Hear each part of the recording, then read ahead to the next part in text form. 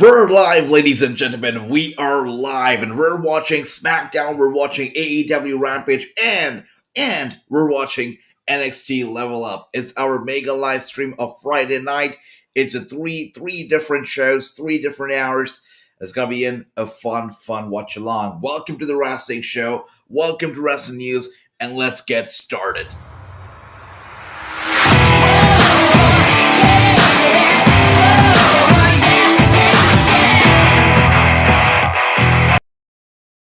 That's right, we are right here in time as SmackDown is now rolling on. Tonight's show is supposed to be a good one. We've got Ronda Rousey booked for the show. We've got Brock Lesnar booked for the show. We've got Big E and Kofi Kingston, which, by the way, is the only match that has been that have been announced in advance for tonight's show.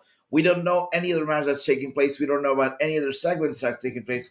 We only know that Big E and Kofi Kingston won their ATV payback against Sheamus and Ridge. That's the only match we know about. We have no idea what other show, what other segment or match is going to take place.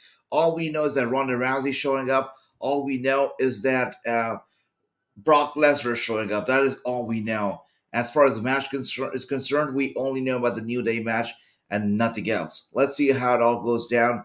If the show actually delivers or is just going to be a pure hype and nothing else. But we'll see. We'll see how it happens. Again, we also have a new Intercontinental Champion, Ricochet, who's supposed to be there as well. Let's see how that goes. And look who's here. Speaking of Ricochet, Ricky is here. Ricky, good to see you. Hope you're doing well. Happy Friday night. We have made it all the way to the weekend. You know, fun times ahead. Good to see you, brother. And Gary is here. Gary, good evening, my brother. Hope all is well. We're here. We made it to Friday night, and look what's happening right now. We can see on our screens, we're getting some footage from WWE MSG, where Brock Lesnar, look, oh my gosh. Listen to these screams and the cries from Paul Heyman. Look at that. And Roman Reigns with a steel chair to the back of Brock Lesnar. Brock Lesnar down and out. Once again, I cannot believe that they're calling this match. I know it's good. I know it's between two beasts, but calling it the biggest or the biggest Wrestlemania match ever. I think that's not right, but it is what it is. If they want to call it, all right, go ahead. But Brock Lesnar, by the way, it seems like he got busted wide open at WWE inside the Madison Square Garden. It seems like he's bleeding. Now, I don't know if that's real blood or if it was a blade job. We know Brock Lesnar has been through a blade job before in a match against Roman Reigns, so I wouldn't be surprised. But it does seem like he was busted open at MSG. And Bobby's here. AJ, who is your pick to win between Darius Lockhart and Austin Aries versus Colby Carino? Homicide. I think I'm going to go with Homicide right here, brother. By the way, I've got some good news for you. You recommended a lot of names to me for interviews yesterday.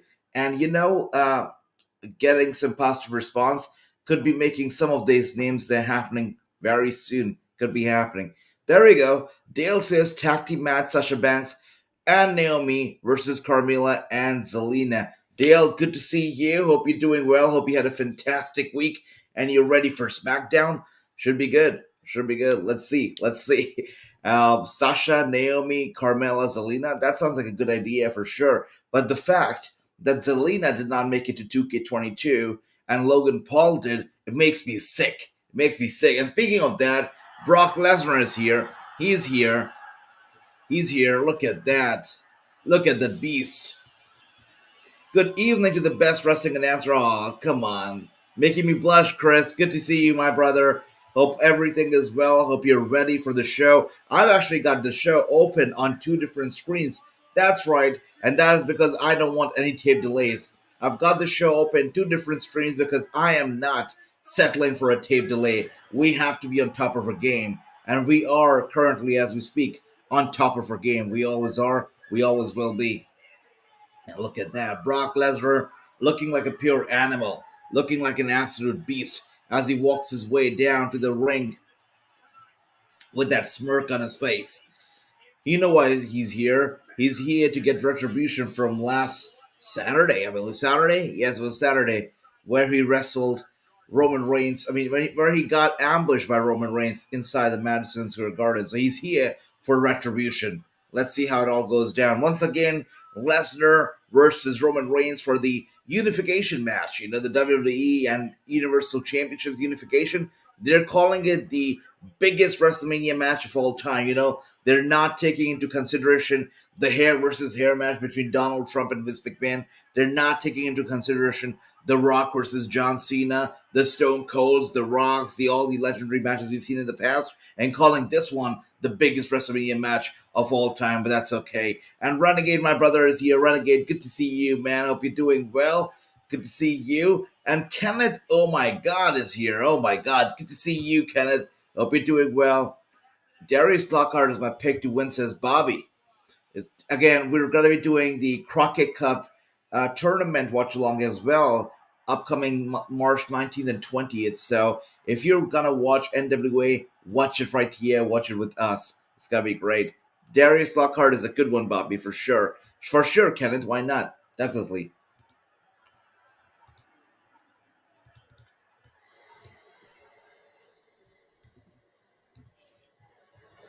You don't change the rules, boy. Oh.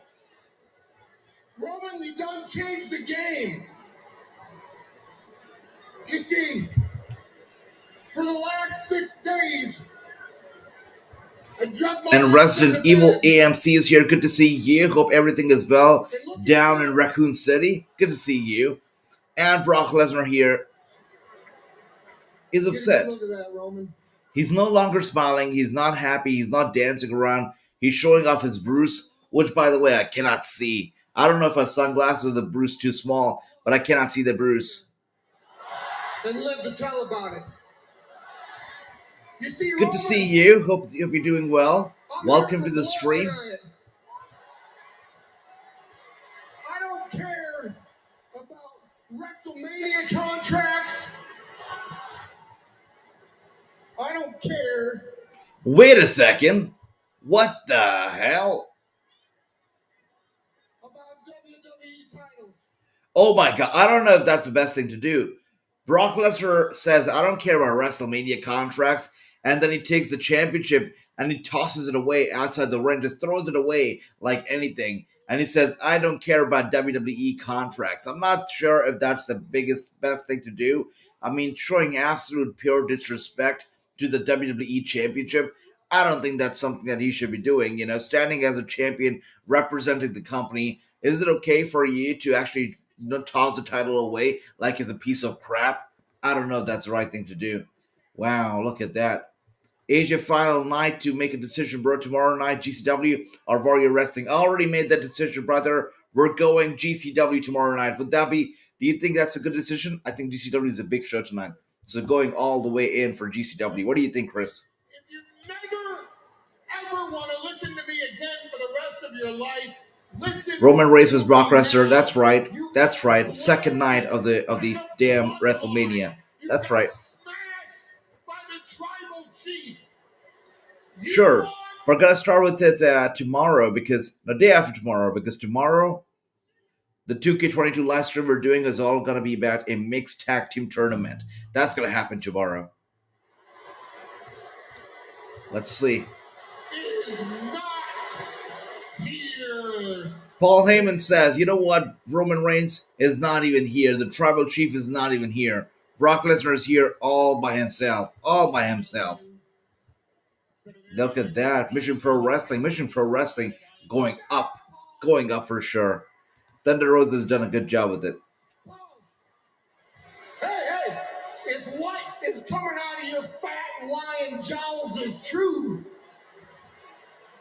Fat lion jaw, look at that. Roman Reigns isn't here tonight, Paul. Right. That's for your protection. You're welcome. Paul Heyman says the reason Roman Reigns is not here is to keep Brock Lesnar safe. Look at how times have changed. Who's going to protect you? Brock says if Roman isn't here, there's nobody to protect you. Brock Lesnar is going to kick Paul Heyman's arse. And Paul Heyman runs out of the arena. He runs out of the stage, making his way backstage. Let's see if he's faster than Brock Lesnar or not. Paul Heyman looks like he's seen a ghost. He's running away. Brock Lesnar is running after Paul Heyman, gets the bouncers out of the way, gets the security out of the way. Yep, Paul Heyman gets in the car and drives away. Misses. Brock Lesnar misses Paul Heyman by a few seconds. Paul Heyman is out of there. He's out of there, guys. He is out of there. Wow. Okay. All right. Look at that. He's not happy. Again, I cannot really see the bruise that he's talking. Okay, I see it now, I guess. He said, I want blood for blood. There's receipts. You gave me stitches on Saturday night at Madison Square Garden, while here in Birmingham, I'm doing the same damn thing to you. Well, wow. Okay. Brock Lesnar ran to the car, but the car just took away. Paul Heyman took away. And Matt here, good to see you, Matt, says Brock is the man. Did you see the interview with Pat McAfee? I did. And especially, I love the part of the interview where they all did the what chance with Brock Lesnar. I think they came up with it out of nowhere, and Brock Lesnar handled it really cool. He's a man for sure, you know. Threw his headset all the way to the ceiling of the damn thing. It was pretty cool. Brock Lesnar is a beast indeed, and he proves it time and time again. Every time you see him on camera, he comes across as a beast. And we're seeing, good to see you, by the way, you're seeing Sheamus and Ridge Holland ambushing, the New Day's ATV from last week. And the New Day has vowed to really get their revenge, get their ATV retribution tonight. In what way are they going to do it? Are they going to get a match? Are they going to get what? We'll see. But Megan Morant is here along with Sheamus and Ridge Holland, who are here with sledgehammers. By the way, these sledgehammers are so modern. Look at them shining so bright, looking so good.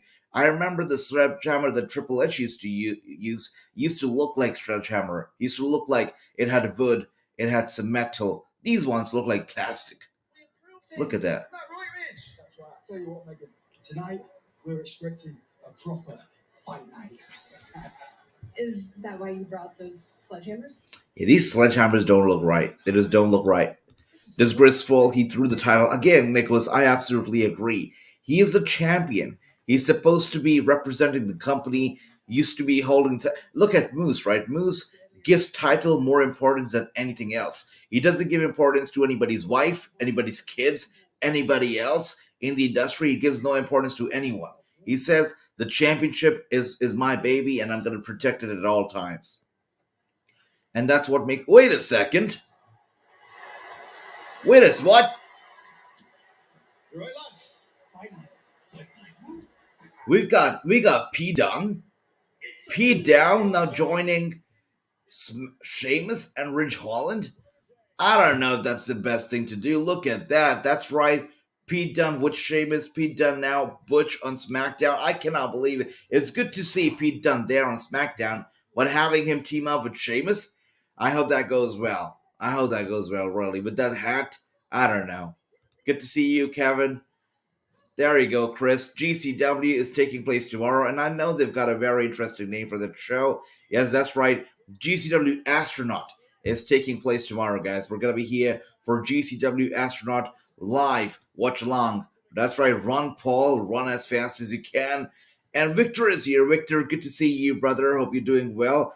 And that's the breaking news of the night so far, that Pete Dunne is now Butch on SmackDown. Pete Dunne is now here on SmackDown. He's teaming up with Sheamus and Ridge Holland. It's gonna be all fine. I've got no problems with it so far. I will have a problem though if they put on such an ugly mask on Pete Dunne like they have on Ridge Holland. That is a time when I will actually have a problem. So hopefully they don't get there. But look at this graphic for WrestleMania, by the way. Wow. Look at all these statues and all that stuff. Look at that. Again, the most stupendous WrestleMania in all of WWE history. Stupendous. I wonder who ever came up with that name. Stupendous. Okay.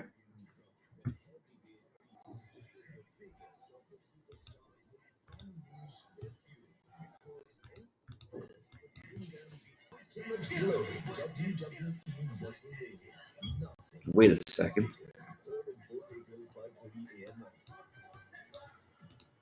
All right, so I've got two different streams open right now, and in one of the streams, They actually had carrying cross on the graphic for WrestleMania that they actually displayed. So I think they probably didn't update it, but it was just funny to see carrying cross on there. Maybe they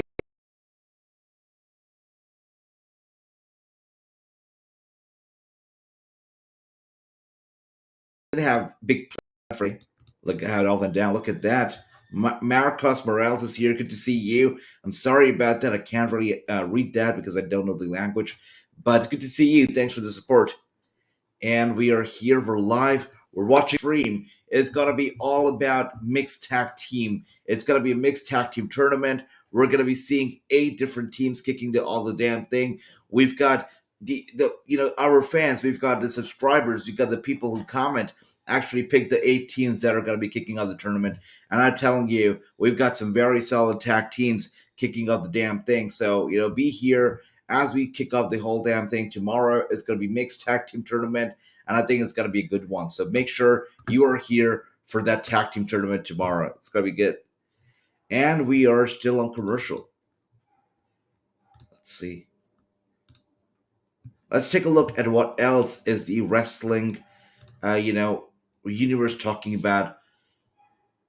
So we get some news here that Impact Wrestling actually drew the lowest audience for a post-sacrifice Impact Wrestling show of this entire year. So the show that we saw last night actually drew only about 94,000 viewers on AXS TV, which is down about 30%, nearly 30% from last week's 131,000 viewers for the Sacrifice Go Home show, which is sad and interesting because Impact was definitely doing good numbers, doing almost the same numbers as AEW. I'm not too sure what went wrong last week because I also noticed that even our watch along for Impact Wrestling last week was kind of slow. Probably the slowest watch along that we've done all week. So, yes, Impact Wrestling last night's episode did not draw a lot of numbers. Actually the lowest numbers the entire year that is drawn so far. The promotion is drawn so far. That's interesting for sure. And Brock Lesnar is here. Good morning, buddy. Good morning. Hope you're doing well, buddy. I picked New Day to win. Yes, everybody, get your predictions in. Let us know, who do you see winning this whole damn thing. By the way, do they actually have a WWE 2K22 pre-order now graphic being displayed? Actually, whoever's in charge of the graphics needs to actually, be fired or get schooled, because the game is out already. It's no longer pre-order, it's order, because the game is out. It's launched across the globe. So the fact that they're showing a WWE 2K22 pre-order now graphic in the middle of SmackDown is disgraceful. And there you go. Get your winners straight in. Do you expect Sheamus to win? Now he's got Pete Dunne by his side. Now he's got Ridge Holland here with him. This is looking like a very strong trio now, especially with the addition of Pete Dunne. I think we can expect the very best from them. So is this newly formed faction going to pick up the win, or is it going to be the New Day? Let us know. Who do you think is it going to be? For me, I think we're looking at Pete Dunne to possibly win. The Pete Dunne's faction to win, because they've got Pete Dunne now in there. So it would make sense for them to actually win, right? This is the guy's first ever show, first ever SmackDown, his debut. So I think it will make sense for him to actually pick up the win. But let's see. But what do we think about Pete Dunne being paired with Sheamus? I know that WWE, as they do it usually, they go very stereotypical with the bookings. Now we know that Pete Dunne is from Europe, so they paired him up with a bunch of Europeans and all that stuff. As we see it in the case of Indians, when somebody's from India, pair them all up, or Asia, pair them all up. That's what they're doing here. But I don't know why. I have a feeling that this is actually going to work out with Sheamus, with Ridge Holland, and Pete Dunne. I think we're seeing a long-term faction booking here in these three. I think this is going to be successful. I know it might sound very surprising, but I think we're seeing long-term booking here with these three. I don't know why. I already feel some kind of connection between Sheamus and Pete Dunne. So let's see how it all goes down. I'm just glad to see him on SmackDown. A very good addition on there. So Chris says it's going to be New Day to win. And Dale says it's going to be Sheamus' team that's going to be picking up the win. Wish I could see House of Glory wrestling their pay-per-view Salvation tonight. That's right. That's right. HOG has a very, very big show going on right now. I mean, they've got Briscoe brothers in action. They've got a really big show. I actually wanted to cover it, but I realize it's basically going head to head against SmackDown. And most of the people they do enjoy SmackDown, they tune into SmackDown, so I respected that. But yes, HOG has a really, really big show. As you can tell, Lucha Brothers versus Dem Boys, the Briscoes, pretty good, pretty big in itself. AJ, have you noticed that they have two Hall of Fame inductees announced, and it's only a month away?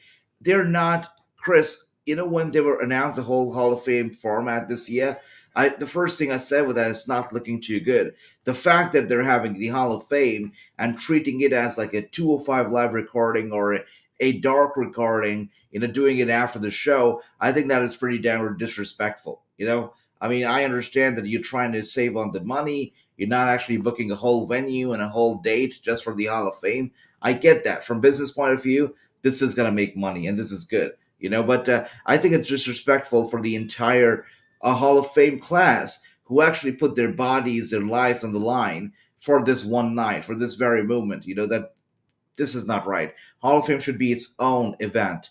And they only have two of them announced so far. We've heard that some of them might be digital. I don't know what's going to happen, but I'm not expecting great things from this year's Hall of Fame. Apart from Taker and Wada, I'm not expecting big things. Let's see how it all goes down. What's a good name for this faction? This is a great question, Matt. That is a great question. Everybody in the chats, let us know what could be a good name for this tag team right here. The Scottish Boys, the Scottish Club. I don't know. The Irish. Yeah, I don't know. Everybody here, let us know what could be a good name for this one. I'm actually looking up here. 1 second. Irish. Looking up.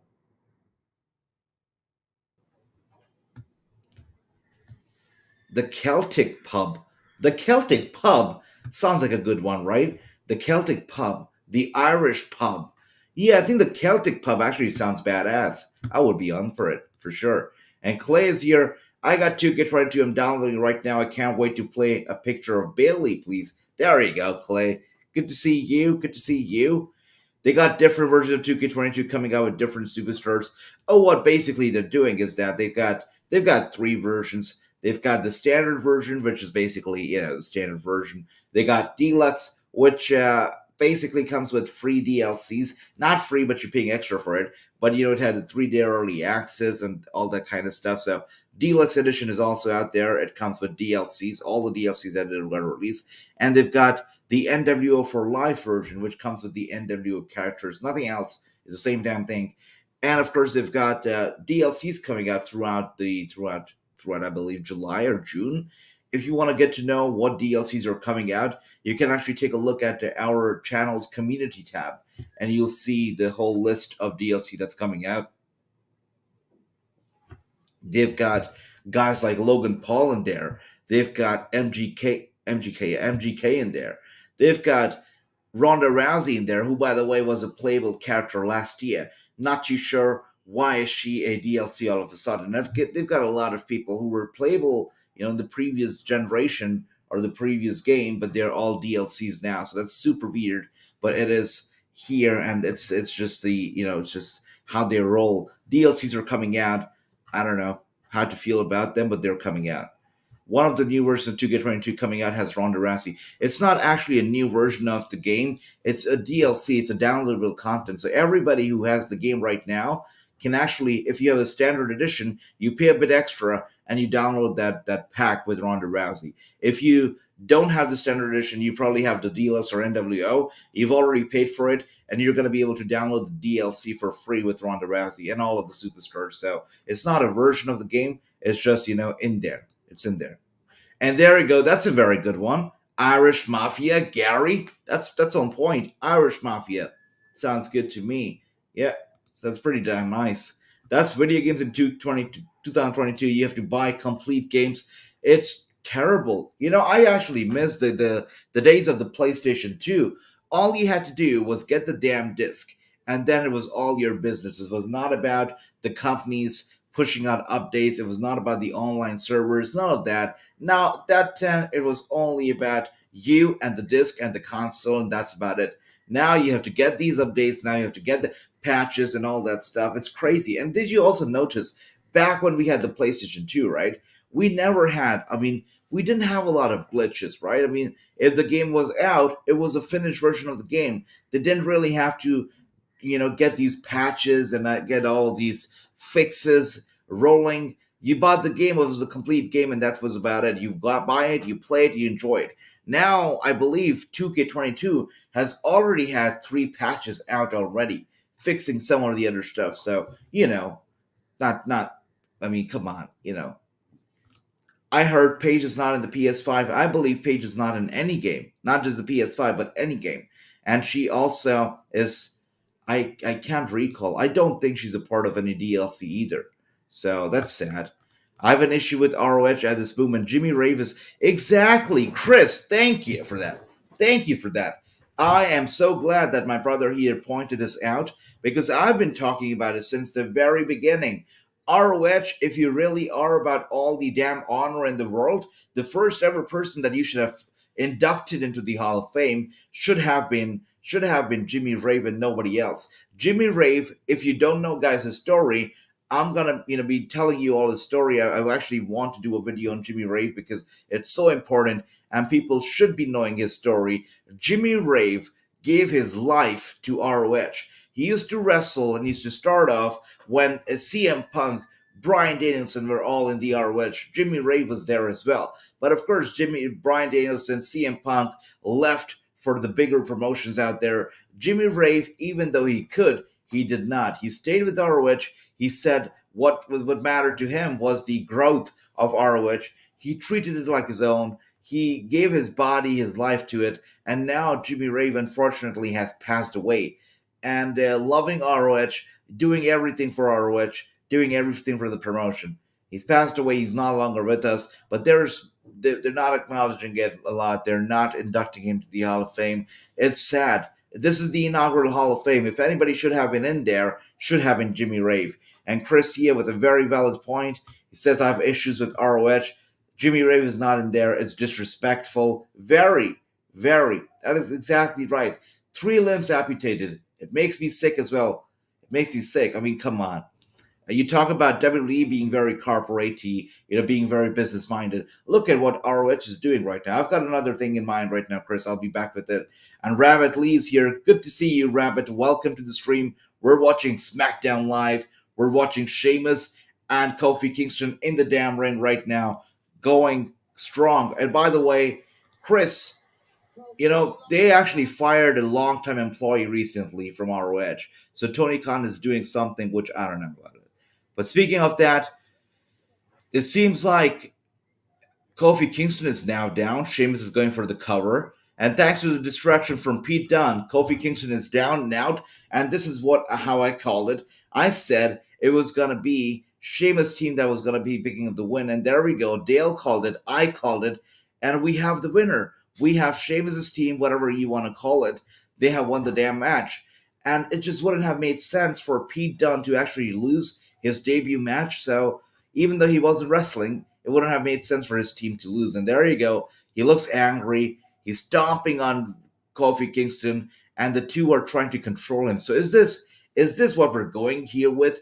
Are we going with sort of like a Shield vibe here? Maybe Pete Dunne is a crazy young kid like Dean Ambrose who just wants to go out, want to go crazy, want to destroy everybody. And like 2 big brothers, Ridge Hall and Sheamus, try to, hold him down, to try to control him. Is that the kind of an aesthetic that we're going here with? Because it seems like it. It seems like Pete Dunne is the younger brother, the more angry, the more fired up guy who just wants to put, his opponents to the pain. And Ridge and Sheamus basically mature, trying to hold him down. Is that what we're going down with? Seems like it. Is nobody beating Roman? I don't know, but you know what? You got Brock Lesnar, who actually called Roman out, and Paul Heyman said, you know what? Roman Reigns is not even here. And the reason why he's not here is for your own protection, Brock, because if he was here, he would put you through a lot of pain. And it seems like we're not getting Roman Reigns tonight, which is sad. But is anybody going to beat Roman? I think he's going to be champion all the way to WrestleMania 39 in Hollywood. I think he's going to be champion for another big year. So we'll have to see. That's right, Michael. Big E did not move. Kofi Kingston was lying there, selling it all pretty well. So that was interesting. KO show with Stone Cold Steve Austin has been confirmed for WrestleMania. We will see how it all goes down. But I'm excited. Let's see how it all goes down. By the way, we've got some news coming out here from Samoa Joe and the agreement that he made with 2K22, the video game. So the report says that despite no longer being employed by the WWE since January the 6th, Samoa Joe has been included in the new 2K22 video game as a playable character. The game was, yes, let's see what it's all about. Joe says that he is excited for the game. He says that I've gotten to work with the guys at 2K for a few years, and I know they wanted to make a big comeback this year and put on a great game. I've heard a lot of positive feedback so far, and let's see. Built into most of our contracts is a license agreement. Depending on whether or not, like I said, I'm Samoa Joe, that's my trademark, that's my own. For me, it was a bit different than most guys because I just had a license agreement with WWE and we negotiated our price based on that. Essentially, it's the same type of thing with guys who maybe don't have their own name or something. It's just when you leave there, the character is still there. I see. So Samoa Joe, since he owns the name Samoa Joe, he had to enter a negotiation for WWE to use his likeness, to use his name in the game. But for a lot of guys and for the most people out there whose name is actually owned by the WWE, WWE did not actually need to negotiate with them since they already own their name. So we're looking at guys like, Lana or other stars who were in the WWE but who were released and still are in the game. Their inclusion in the game probably wasn't negotiated as much as Samoa Joe was because WWE basically owns the name and they don't need to seek out their permission to use their name in the game.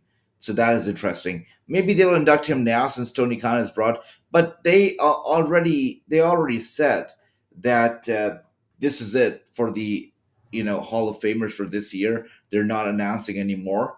So I don't know if Tony Khan's going to change things up. I know he has a tendency to change things up. He recently released a longtime ROH employee who used to work backstage, so that is something. But is he going to be able to make such a big change and actually change their plans for the Hall of Fame ceremony? That we will have to see. But he should. What I see Rollins turn face. Rollins turning face. Yeah, could happen. Definitely could happen. That's right. The game is really good, and we are here every single day to do a live watch along. Not a watch along, but basically a live stream for the game. So if you want to, watch me play the game, you could join me every single day morning. Around what time do I go live? Damn, let's check it out. According to the EST time zone, I go live about 12:30 EST in the afternoon, so you can always tune in. Celtic Warriors. Yeah, I mean, wow. Actually, why was I thinking so much? I came up with Celtic Pub. I came up with Irish Pub. Yeah, Celtic Warriors is pretty good as well. Gary came up with Irish Mafia as well. That's a pretty sweet name too. But Celtic Warriors is just clicks. It makes sense. So I agree. There you go. I'm going heel. I'm going heel had the Hall of Fame last week and didn't even air it. The last inductee was first owner Carrie Silk, and it's a joke that ROH or AEW didn't even air it. I'm boycotting ROH. Chris is angry, but that's right, I mean, so many times we see the business or the promotions or the promoters being so disrespectful to a lot of, the promoters or the superstars, and they're okay with it. Just slip it off. They somehow manage to slip it away with it, and, nobody notices. So this is the kind of stuff that we should be talking about, the kind of stuff that Chris is talking about right now, because there's a thin line between being okay and being not okay, and stuff like that is not okay. So yeah, but it is what it is. We're seeing a lot of these, slight shows where all the mainstream channels basically covered Stone Cold's inclusion at WrestleMania. One of them being Fox Sports, and by the way, I'm very proud and happy to say it that Fox Sport also covered one of my interviews with Drew McIntyre. Only a few people would say that they've been covered by Fox Sport, and I was. So that is a pretty proud moment right there. And how many times are we going to get this highlight of Kevin Owens calling out Stone Cold Steve Austin? I think we've seen enough.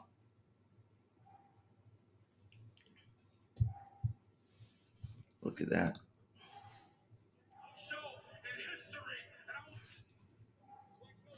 No problems, Chris. You can go on a rant here. That's okay. Don't worry about it.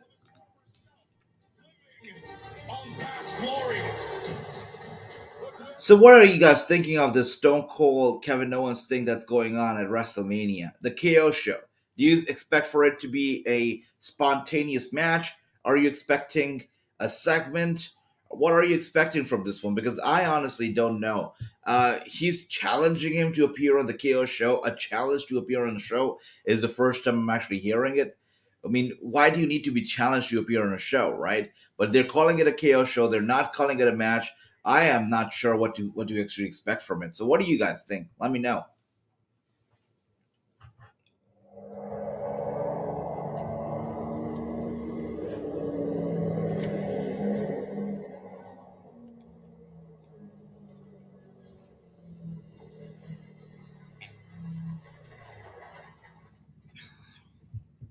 By the way, the mainstream appeal that Stone Cold has, nobody else does. Stone Cold just stands out. I know a lot of people who don't watch wrestling, who see it as an absolute joke. U.S. Army veterans, I know them, and I know that they have Stone Cold tattooed on their body, and they show it off very proudly. I know a U.S. veteran. I used to go to college with him, and he used to be like, I hate wrestling. It's fake. It's all of that. And then one day I saw him sporting a big Stone Cold tattoo. I'm like, what is that all about? He's like, well, that's Stone Cold Steve Austin. That's a culture icon for us. That's a part of a culture. I'm like, wow, that's crazy. You call wrestling fake, but you've got a Stone Cold tattoo. That's what Stone Cold is all about. He's got that appeal. Everybody loves him. That character, that gimmick, the way he portrayed it. Everybody has a lot of love for it. And Matt says Kevin Owens is kind of boring for me. Oh wow.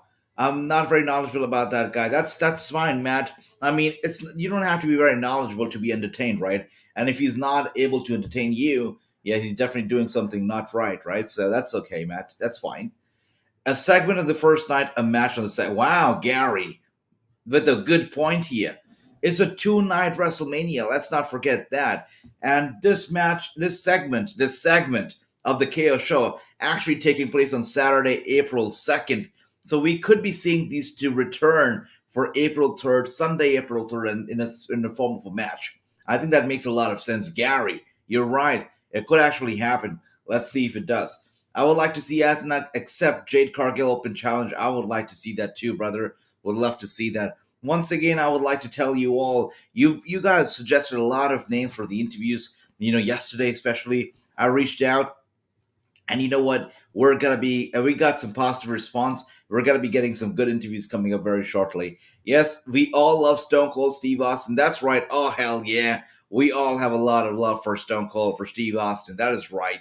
Wrestling Observer reported today that if Cody signs with WWE, the plans for him for Cody versus Seth Rollins at Mania. You know what? I would have loved Cody Rhodes versus Triple H. I don't think anything gets bigger than that. I mean, I still remember the time when Cody Rhodes opened. Basically, he kicked off AEW with a sledgehammer to the throne. I remember that very well. Can you imagine a match between the two icons, going at it, going crazy with it, the storyline, everything into it would be insane. Would be very, very real too. But unfortunately, with Triple H and his cardiac event recently, I know he's not allowed to wrestle. He's been asked to stay away from the ring for an extended period of time. We don't know how long, but that's for sure. He's not wrestling at WrestleMania. So if Cody Rhodes actually goes to WWE and it actually happens, I'd be happy to see him in any match. Even if it's a match with Seth Rollins, which I don't know how would it turn out and why would it happen. If it happens, I'm okay with it, because as long as he's in the company and he's headlining Mania, or it's sort of in the main event of Mania, since every match is a main event of WrestleMania, I'd be happy. I'd be in for the Seth Rollins versus Cody Rhodes match. Would you all like to see it happening though? Let me know what you think. Let me know if you'd like to see a match between Seth Rollins and Cody Rhodes at WrestleMania. By the way, Sami Zayn is here. Having a lot going on. TMZ did release this footage earlier today. Let's take a look. Take a look. TMZ. So we're acknowledging TMZ Sports on SmackDown. That's the first time we're doing it, isn't it? Stalking me all day. So today, for my birthday, I am flying his phone number over Los Angeles. That's crazy. I've lost my voice from laughing. That is, wow, that is so photoshopped. That is not even real. Are you kidding me right now? That doesn't seem real. No way. No way he did that. Everybody called that phone number right now. Let's see how it goes down. Let's see what happens. I'm excited. I can see a match. Stone Cold versus KO will break down into Mania. That too in Texas will be crazy. And Rabbit says, I like Kevin Owens. That's good. Matt Mad is here. Matt Mad. I'm a little mad here. I missed you for way too long, brother, but good to see you. Hope you're doing well. I know you probably kept busy these past few days, but good to see you. And we're here. We're just a few weeks away from Wrestlemania, and we're gearing towards SmackDown. What is Sami Zayn is angry. That is how much people have been blowing up my phone today. So prepare me? No, zero preparation. But you know what I'm actually I'm actually not worried. Because if there's one thing I learned about myself recently is that no matter what is thrown at me, the one good thing about this whole thing is that Sami Zayn is no longer the Intercontinental Champion, and he's not actually defending it against the jackass guy Knoxville at WrestleMania. I'm so glad. I was very, very upset about Jackass actually getting a title shot at Mania, but that's not happening anymore. I'm happy. But that also makes me think that we are about almost an hour into the show, and we still haven't seen our new Intercontinental Champion Ricochet. I'm looking forward to it. I can't wait to see what tonight is going to be all about. It's the first time he's going to be appearing as champion. Let's see how it all is going to go down. Pete Dunne is better named than Butch. That's true. That is true. I mean, no denying that. It is a better name, but we know WWE loves to butcher their fans, their superstars' names, so it makes sense, right? Butch is right here, is here. I expect Stone Cold to come out and stun KO, drink some beer, and leave. There you go. Would that happen? A quick segment. He comes in, he stuns him, leaves. That's about it. A 2-3 minute segment. That would be interesting. Let's see. I expect to see a new Stone Cold t-shirt for sure, though. I expect some new merch from Stone Cold Steve Austin. I saw his phone number. There you go. Call him. Somebody call him up. Somebody do it.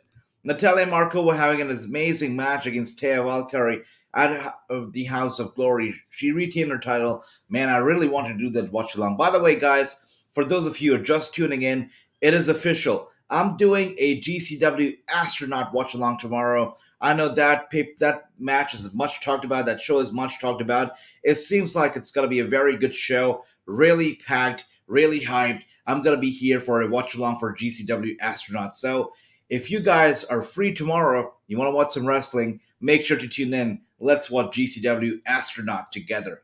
There were reports of WWE adding 7 more matches to Mania. I wouldn't be surprised, You've got not just 1, but 2 nights of Mania. You better deliver. You better get in some good matches on there. So I'm not going to be surprised if that actually happens. Oh my God, Knoxville posted Zayn's phone number? What a joke. Johnny Knoxville is stupid. Can they both just not wrestle at Mania? You know what, Chris, tonight, Chris has been all about reading my own mind. That's how I feel. He's basically my anger translator. That's what he's doing here. But yeah, that's right. I don't understand, why does Knoxville have a match at Mania? And Sami Zayn, all right, I'm happy for him that he finally has a spotlight. That's good and all. But a match at Mania against Knoxville, that's not what I wanted.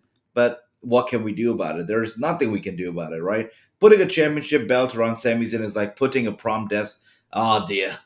Dear. Well, you know what? It would be like that if he was facing somebody like Knoxville and defending against him at Mania. So it's a good thing they took it off him and they actually put it on somebody who deserves it. That is Ricochet. Hopefully, he's able to have a good reign as champion. And Matt says, I'm going to play 2K22. That's good, man. Have fun. Enjoy. And you can actually download my character, Wrassingh's character with the whole shirt and everything on the community creations if you want to. Just look up Wrestling News or look up Wrassingh and you will be able to play as myself in 2K22, which I know you are not going to miss out on. I picked Drew and Raiders. Yeah, there you go. Raiders, by the way, Viking Raiders still relevant. Viking Raiders still interesting. That is interesting. And Matt says, I just got it today. That's cool, man. Have fun. Go ahead, have a great time. I would like to see more women's tag team on NWA and Impact Wrestling. Bobby, I totally agree. But you know what? With Impact Wrestling, I feel like they don't have a very extensive roster, especially when it comes to tag teams and women's.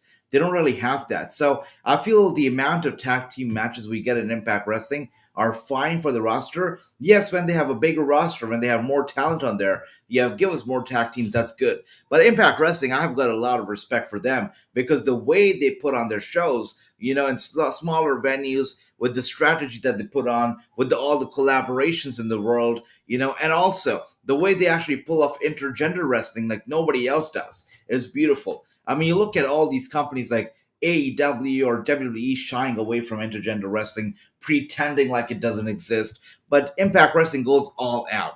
I mean, we saw Matt Cardona literally taking away the title from Jordan, with the steel chair to her head. I mean, we don't see stuff like that in any other promotion out there. Impact Wrestling, the way to do it, the guts that they have and all that stuff in the year 2022, kudos to him. They do a good job with intergender wrestling. And that's what it's all about as well, right? Every other wrestler that I've ever interviewed, no matter let it be a male or a female, I've asked them about intergender wrestling, and everybody has said that they love it, that they have a lot of fun with it. Especially the women say they have a lot of fun with intergender wrestling. So while companies shy away from it, Impact Wrestling actually embraces it. And the way they do it is that they make the women look strong. It's not about domestic violence. It's not about hitting the women. It's about women empowerment when it comes to intergender wrestling in wrestling, because it's not they're actually wrestling, right? It's about that they're putting on a match here, and you can use that tool as a showcase for women empowerment. And why not do it? So I've got a lot of respect for them. And Impact Wrestling, yeah, I love them. They do a good job. Drew McIntyre, Viking Raiders versus Happy Carbon, Madcap Moss, and Jinder Mahal. That is insane, man. That is insane. What's going on with Jinder Mahal and Shanky, by the way? I mean, they came over to SmackDown.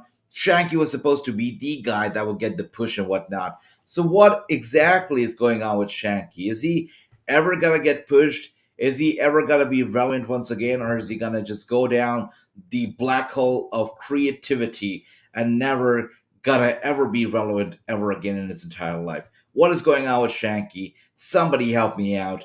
I mean, Jinder is wrestling, and he's wrestling alone. He should be wrestling with Shanky. He should not be teaming up with Drew McIntyre and I'm sorry, with Happy Carbon and Madcap Moss. It should instead be Happy Carbon, Jinder Mahal, and Shanky.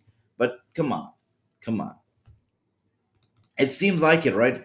I mean, they definitely have some love for Jinder Mahal, which is why he's still around after a while. But I feel it's only a matter of time before he gets released.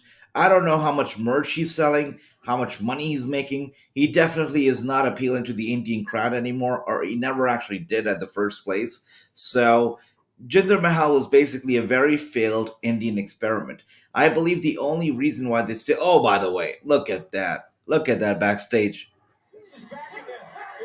And Madcap Moss and Happy Carbon, Jinder Mahal, and Shanky are destroying the Viking Raiders. They're destroying them. So they're not going to be able to actually wrestle this match. Drew McIntyre has had enough, and he's going backstage all alone. This is the one time that he should actually be carrying his damn sword, but he's not. Come on, you talk about the numbers game, the numbers being against you. That's 4 people against you, Drew. You should definitely be having a sword on yourself, but you don't. Come on, Drew McIntyre, you're better than that. Bobby, did you see the 8-woman tag team match last? I saw it. It's crazy. And Happy Corbin standing right there behind Drew McIntyre. Doesn't look too happy. And Drew McIntyre is smiling. Happy Corbin takes off his hat. Wait a second. Jinder Mahal holds onto the leg of Drew McIntyre. The former 3MB members here clashing against each other. And everybody just gangs on this group team. Look at that. Ganging on Drew McIntyre, carrying him to the ring. Oh, just pushing him to the barricade. Once again, pushing him to the ring post right there, head first into the ring post. Drew McIntyre is dazed. He's out of it. And the 4 men once again, after the life of Drew McIntyre, pushing him to the ring where Madcap Moss, Jinder Mahal, Shanky, and Happy Carbon kicking him and punching him and kicking him and punching him. That is sad. Is anybody else going to come out We know Viking Raiders isn't coming out, but anybody else here wants to play the hero and possibly come out to save Drew McIntyre? Anybody? Anybody? Anybody man enough to save Drew McIntyre from all this pain? Come on. Nobody? This is sad, man. From the World Championship all the way down to the feud against Happy Corbin and Madcap Moss. This is sad. Look how times have changed for Drew McIntyre. And Drew McIntyre tried to fight back. He fights back. He gets the three people down on the mat, and realizing how strong McIntyre is, Happy Corbin makes his way out of the ring. And Drew McIntyre now clearing the ring, suplex belly to belly, a clothesline, and look at that. Slams Shanky down hard to the mat. With that being said, the ring has now been cleared. Happy Corbin and Drew McIntyre looking eye to eye as they stand right there. So are we really getting a one-on-one match between Drew McIntyre and Happy Corbin at WrestleMania? And if we are, who asked for a match like this? Who asked for it? Come on. Yes, Drew McIntyre lays down the challenge. He issues the challenge to Happy Corbin, calling him for a match at WrestleMania against himself. Come on. Come on. Viking Raiders get freaking buried once again. I cannot invest into them. You know, there are times when I feel that WWE wants us to be invested into the Viking Raiders, wants to take them seriously, but I cannot because I don't know if WWE themselves are taking Viking Raiders seriously. So I'm not too sure if I should. So far, I'm not, because what is the point? I'm going to invest into them. I'm going to start taking them seriously, only for WWE to bury them again next week. So I'm not actually, doing it. And Huh is here. Good to see you, Huh. Good to see you. Welcome to the stream. AJ, who do you want to see accept the Deonna Purrazzo Champ Challenge at Philadelphia at Impact Wrestling tapings? Man, we've spoken about this earlier. Every single time there's one challenge, the one name that, actually you're the one who planted that name in my head. That's Sarah Logan. I'd love to see a match between Sarah Logan and Deonna Purrazzo. But I'm definitely expecting some AEW stars to show up, and try to get that championship off Deonna Purrazzo. But before we get to that, next week, Deonna Purrazzo could actually be losing both her titles, because next week at Impact Wrestling tapings, it's going to be Deonna Purrazzo versus Giselle Shaw versus Lady Frost. And it's going to be for both, apparently, the ROH and AAA Reina de Reinas Championship. It's going to be a triple threat match. And nobody issued the challenge for it. It's Deonna Purrazzo who actually booked this match for himself, who actually got herself in this position. So I'm not too sure if this was the best idea, considering if she doesn't even have to get pinned. If anybody else gets pinned, she loses both her championships. So let's see how it all goes down. But I'm nervous for Deonna next week. Question of the night. All right, I'm all in for questions. And right now, 2022, who's the biggest story in wrestling today? I'm excited for Moxley, Danielson, and Regal Trio. I believe that is a big story. We've got CM Punk, MJF as well. I'm not too sure if it's gone and dusted now for the Doc Collar. Are we going to hear more from them? But that's a good one. Moxley, Danielson, Regal. And by the way, everybody here in the chats, let us know, what do you think is the biggest story in wrestling right now? It's definitely not Ronda and Charlotte. For sure, it's not. It's not Roman versus Brock either. I don't think so. I'm just trying to think of storylines that we can invest into, and we should invest into. And I think Regal, Moxley, and Danielson definitely have some long-term stuff going into it. So, to think about it, I think this is it. This is gonna be it. It has to be. I'm gonna go with your pick, Matt. I mean, that trio right now is making people talk.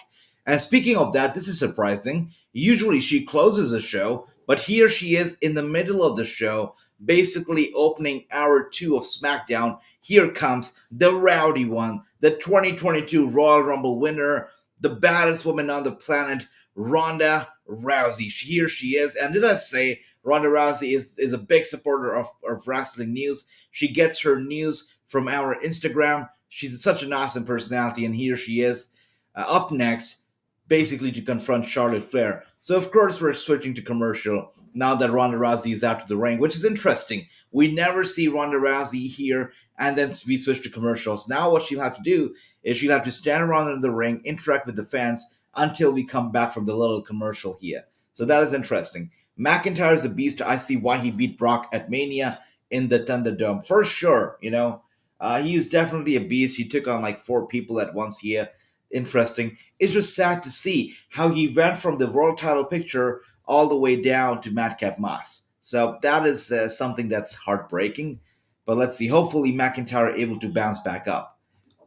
By the way, for those of you who don't know, McIntyre has had a tough life. I mean, his life, if you look at outside of wrestling, we know that the past 10 years, he's been struggling, he's been working hard to get back into the WWE, to get in the best shape of his life, to earn a name for himself.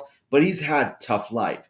He's had personal issues and a lot of stuff that we don't know a lot about. So lots of respect for McIntyre. Really is a warrior in real life. McIntyre, that's right, he's a beast indeed. So wait, Josh Alexander needs help last night from 5 people, but Drew can go through 4 like it's easy.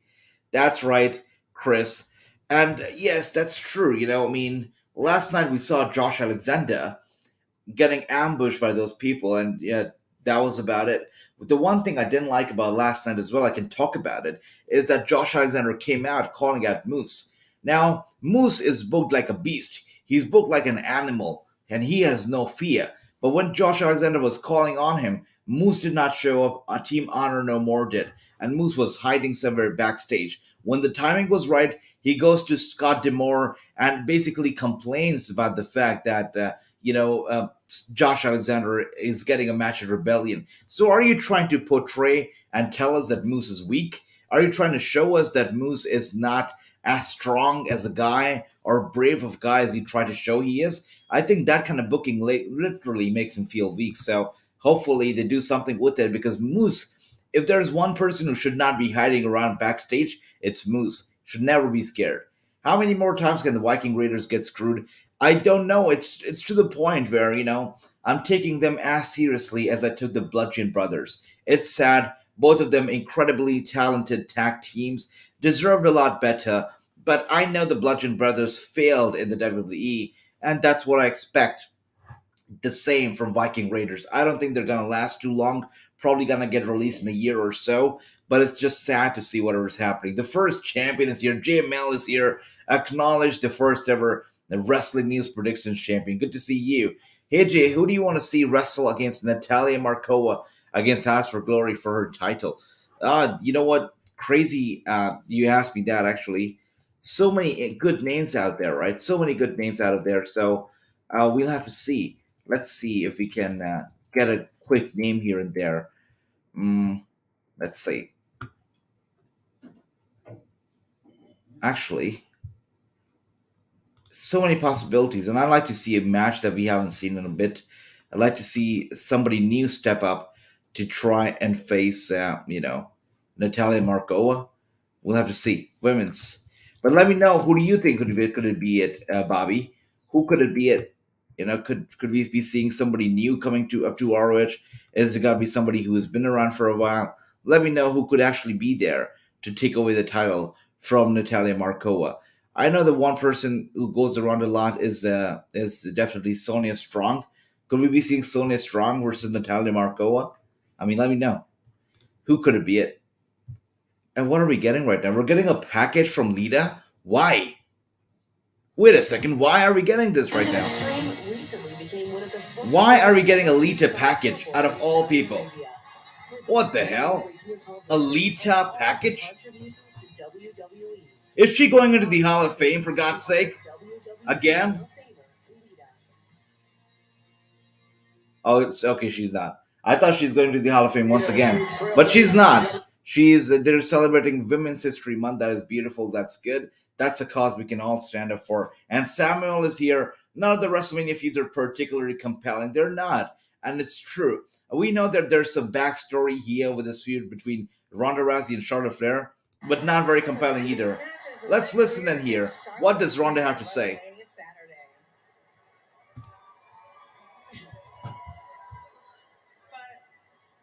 Last week, Charlotte revealed her grappling ignorance when she called me a one-trick pony that can only win with an armbar, which is like calling Mike Tyson a one-trick pony because he only wins by punching people. Ronda Rousey looks very uncomfortable as she's cutting this promo. Is it just me, or she just doesn't look like she's enjoying this? She looks very uncomfortable. The way she's smiling, taking the pauses. She's just one armbar. I see thousands of ways to get to that armbar. But even so, I'm always looking for ways to improve. In the last few years, I've been doing more than making babies and raising cows. I've also been refining the ankle lock I learned from my first mentor. I don't know about this one. I love Ronda Rousey, but she just doesn't look right. The way she's cutting this promo looks very odd. Better way to thank Kurt than to tap Charlotte Flair out with it again. I'm sorry, but I'm seeing no emotions on the face of Ronda Rousey right now. Do you see any emotions? Because I do not. Look at that. I don't see any emotions here. She's just standing there, just talking what she's supposed to say, I guess, but no emotions whatsoever. That's right. I mean, all hail the queen of wrestling. I don't know if that was for Ronda Rousey or Lita, but here comes the queen, Charlotte Flair, making a way out to the ring. That's right. I see it too. Ronda is doesn't look right. I mean, the whatever she was saying, it did not reciprocate through her face. The face wasn't telling the same story. I mean, she was doing the talking, which again, the talking didn't have the right intonations, or she didn't really have a very expressive tone right there. It was very flat, and the face as well. No expressions on the face. She definitely seemed like she wasn't buying this whole thing herself. She was doing it just as an obligation. So that was not nice. And look at Charlotte Flair not coming out. You know, she's going around. She's got the personality. She's got the attitude. Ronda Rousey comes in. She's smiling and she's doing something that just doesn't seem right. It's like she seems very out of place. And I've seen better promos from Ronda Rousey before. This one doesn't seem right. And teasers here, no problem being late. We've got Ronda Rousey, Charlotte Flair now facing off right now. Actually, a better match would be Deonna Purrazzo versus Serena Deeb. For sure, Victor, for sure. What do you know about Time? What do you know about Time Warner not letting AEW sign the Briscoes? Yeah, there is some rumor going around. We're gonna touch on this topic when we go to commercial right after this little segment here. Yeah, I mean, but tonight, it seems like she's not even trying to sell the whole promo. It seems like, yeah, just look at her body language, the look at her, the way she's carrying herself. It seems like she's just there to do it. She's not there because she's enjoying it anymore. She's just there to do it. It seems really weird. Oh, that's sad. And I've got two streams up right now, and I'm behind. That's sad. Our match at WrestleMania will be the biggest fight of your life. Okay. And let's set the record straight. You didn't tell Oh, me yeah, that that's last awesome. week. I had 5-inch heels on and a $2,000 suit. We weren't competing. For sure. You took advantage For sure. of me. And if I was you, I'd be less worried about honoring my mentor and more concerned about winning where it matters, like WrestleMania, the grandest stage. I mean, you look at Charlotte Flair right now. You look at Ronda Rousey. Charlotte Flair is money. I mean, she has the attitude, she has the ego, the personality. I know I will again. Ronda Rousey looks like somebody you just come across, you run into at a grocery store. That's what it seems like tonight, especially with the whole outfit, with the personality, with the attitude. It looks like you ran into her at a grocery store or something like that. Doesn't seem right. Hey, Moons is here. Good to see you, my brother. Good to see you. That's right, D-Star. She looks really very bored. Oh, you think this is funny? You think this is funny? Wipe that stupid smile off your face because there's nothing funny about having an opportunity to face Charlotte Flair at WrestleMania. Look at that. Okay. I get it, you're a fighter, and I get it, you're an impressive one at that. But there is a reason I am the most decorated woman in sports entertainment history. Isn't that right? Isn't that right? She's good. Charlotte Flair is good. I still only see a one-trick pony, and you think I care that you have some new fancy ankle lock? I can promise you this, when I'm done with you, I'm going to embarrass you. I'm going to humiliate you. And by the end of the night, I'm going to make you tap out. Yep, look at that. Charlotte Flair basically carried this whole damn segment on her very back. That's true. Oh, yeah. Right now, Charlotte Flair is just taller, stronger, got the personality, got everything. Ronda Rousey literally looks like somebody you just ran into at a grocery store. It does seem like it. She doesn't seem like she's either in a wrestling ring to talk some wrestling. She's here very casual. And I'm a big Ronda Rousey fan, and she's a fan of my page on Instagram as well. Gets the news from her, so I love Ronda Rousey. But this just doesn't seem right. It seems very out of place.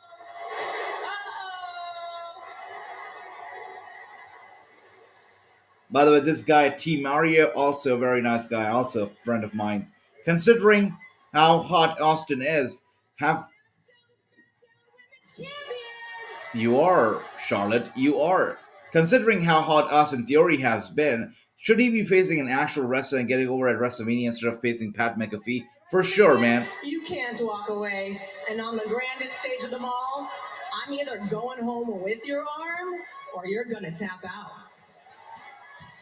So Ronda Rousey making the claim, ending this thing, and actually does a little mic drop as well. She says that she's going home with Charlotte Flair's arm at WrestleMania, or she's gonna tap out. Let's see how it all goes down. But I don't know. This promo, this little segment, was cringe. To define it, to rate it, to say anything about it, it was cringe. Nothing else but cringe. That's right, cringe. Yeah, that's the word I'm gonna use for this segment. Cringe. That's right. Anyways, yeah, I agree. I think that Austin Theory should definitely be getting an actual match. But it's interesting because now you've got two of Vince McMahon's absolute favorite lovey-dovey. You've got Austin Theory, you've got Pat McAfee. I think it makes for a great bathroom break. But who knows, maybe Pat McAfee might actually surprise us, might actually be good in the ring, which I don't know if he will be, but might be actually good. Let's see. Let's see how it all goes down. By the way, remember the guy Gronk? Gronk, who came over from the NFL and came over to the WWE, and they thought that he was gonna go big. Look at how it all ended up. He's not even mentioned anymore. He's not taken seriously, and I'm glad he's not, because that guy did not belong on a WrestleMania card, and he was here. It was crazy. Ronda is winning at Mania though, and then will face Becky at next year's Mania. Could happen. So do you see Ronda Rousey actually carrying that strap for an entire year, D-Star? Uh-oh. Where's your co-host, says J Mel. There's only one host, and that is Wrassingh, J Mel. There's only one host. Ronda's only back for Mania and has regressed so much. It's definitely a good thing. For sure. For sure. I would like to see Deanna Purrazzo versus Vita One Star. For sure would like to see that as well. Vita One Star Act, also somebody I recently interviewed. Really good. She's got a good backstory. She's a fighter. She has done everything. I mean, she's a lady. Vita One Star is a lady who has never done a normal job, never a 9 to 5 job. She said she did it once, maybe once, and she hated it. But all she's ever done is, working at a circus, doing some crazy stuff here and there, because she says that is what she's all about. And very athletic, as you can imagine, does a lot of high flying, can go crazy in the ring. And I think if she's given an opportunity and a platform, Vita One Star could be a legend in the business. She's amazing.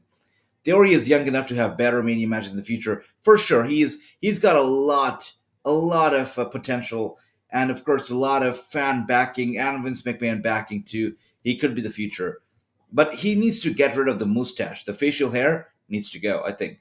Charlotte had a better promo than Ronda Rousey.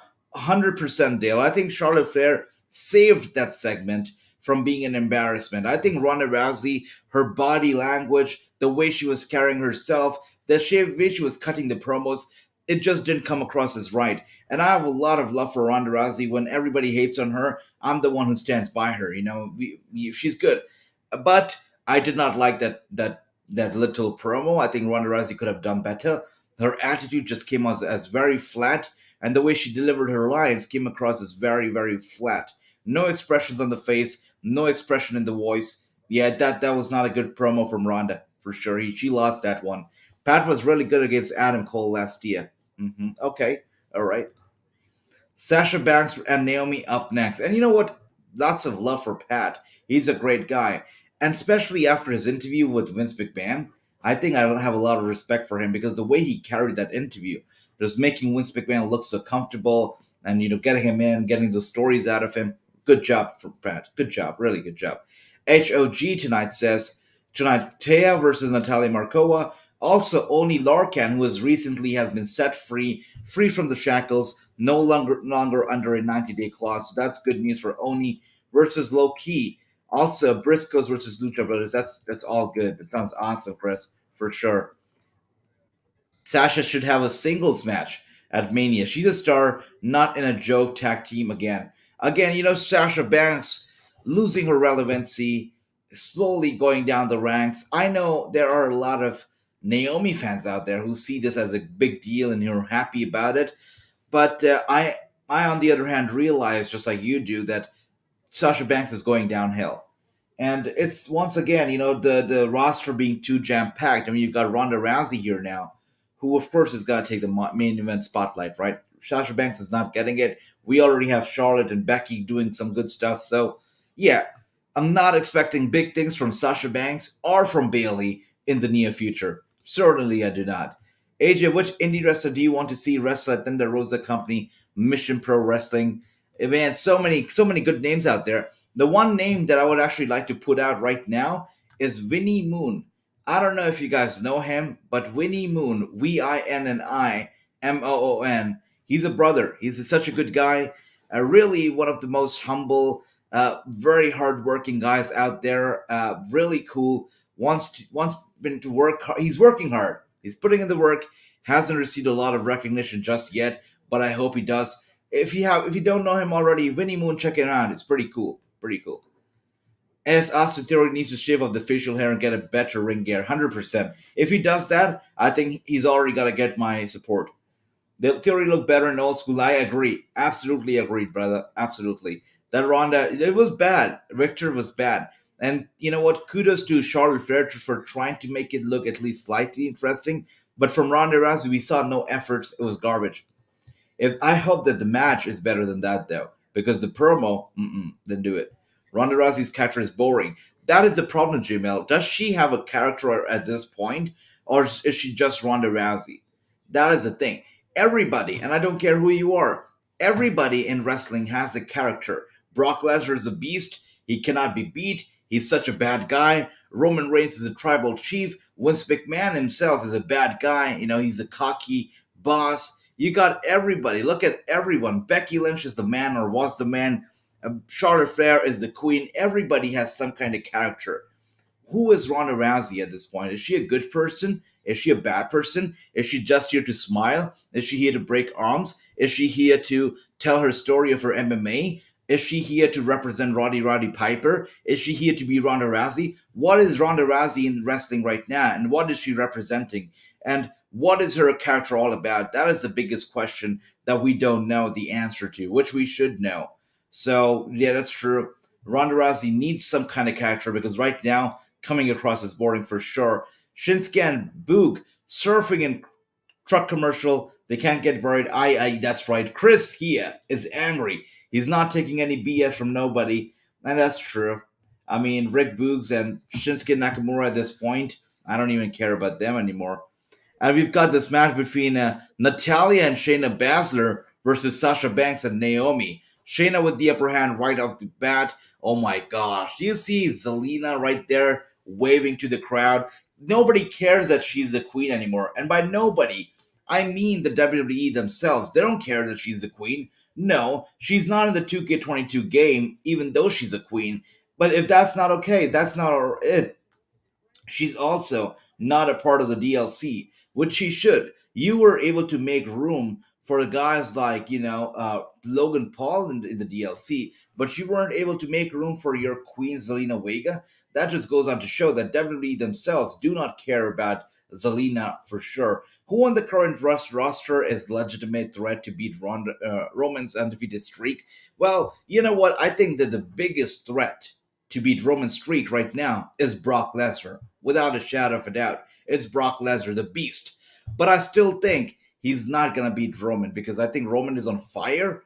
His momentum should and hopefully will not be stopped until he goes all the way to WrestleMania 39 in Hollywood, where he wrestles The Rock in a head of the family, head of the table matchup for the championship. And I know a lot of people say that, you know what, this is such a big match, they don't need a title, they don't need a championship. I think they do. I think to make the match even more serious, they do need a championship, and I hope it happens. When I see tag teams thrown together like Sasha and Naomi, I see double cross coming. It could happen here, right? It's definitely a tag team that has been thrown out randomly. But we've also, the one thing that really I'm concerned about is not only have they been paired up, But Naomi now has matching hair like Sasha Banks, all blue and everything. So, which makes me think that a double cross, if it's coming, it's probably a long way to go because they've got matching hair out of all things now. So it seems like this is long term. This is here to stay. What happened to the one half of the women's tag champs Vega versus Sasha Banks match? Who knows? We see Vega now sitting, ringside, waving to the crowd. So I guess that's okay. So stupid. Anyone worried about Austin Theory's facial hair? I am worried about Austin Theory's facial hair. I think he needs to get rid of that mustache for sure, for sure. Or at least, if he doesn't want to get rid of it, he needs to grow it out. Either grow it or get rid of it. Oh my gosh, look at that. Natalia being sent into the tag team champions. That is Carmella and Zelina. By the way, does anybody care about the women's tag team championship? Why is it still a thing? Why is it still around? I am so confused. So confused. Let's be honest. Charlotte versus Ronda is today's Ric Flair versus Roddy Piper. For sure it is. If booked right, if it's done right at WrestleMania, which I think it'll be, it's going to be a big one.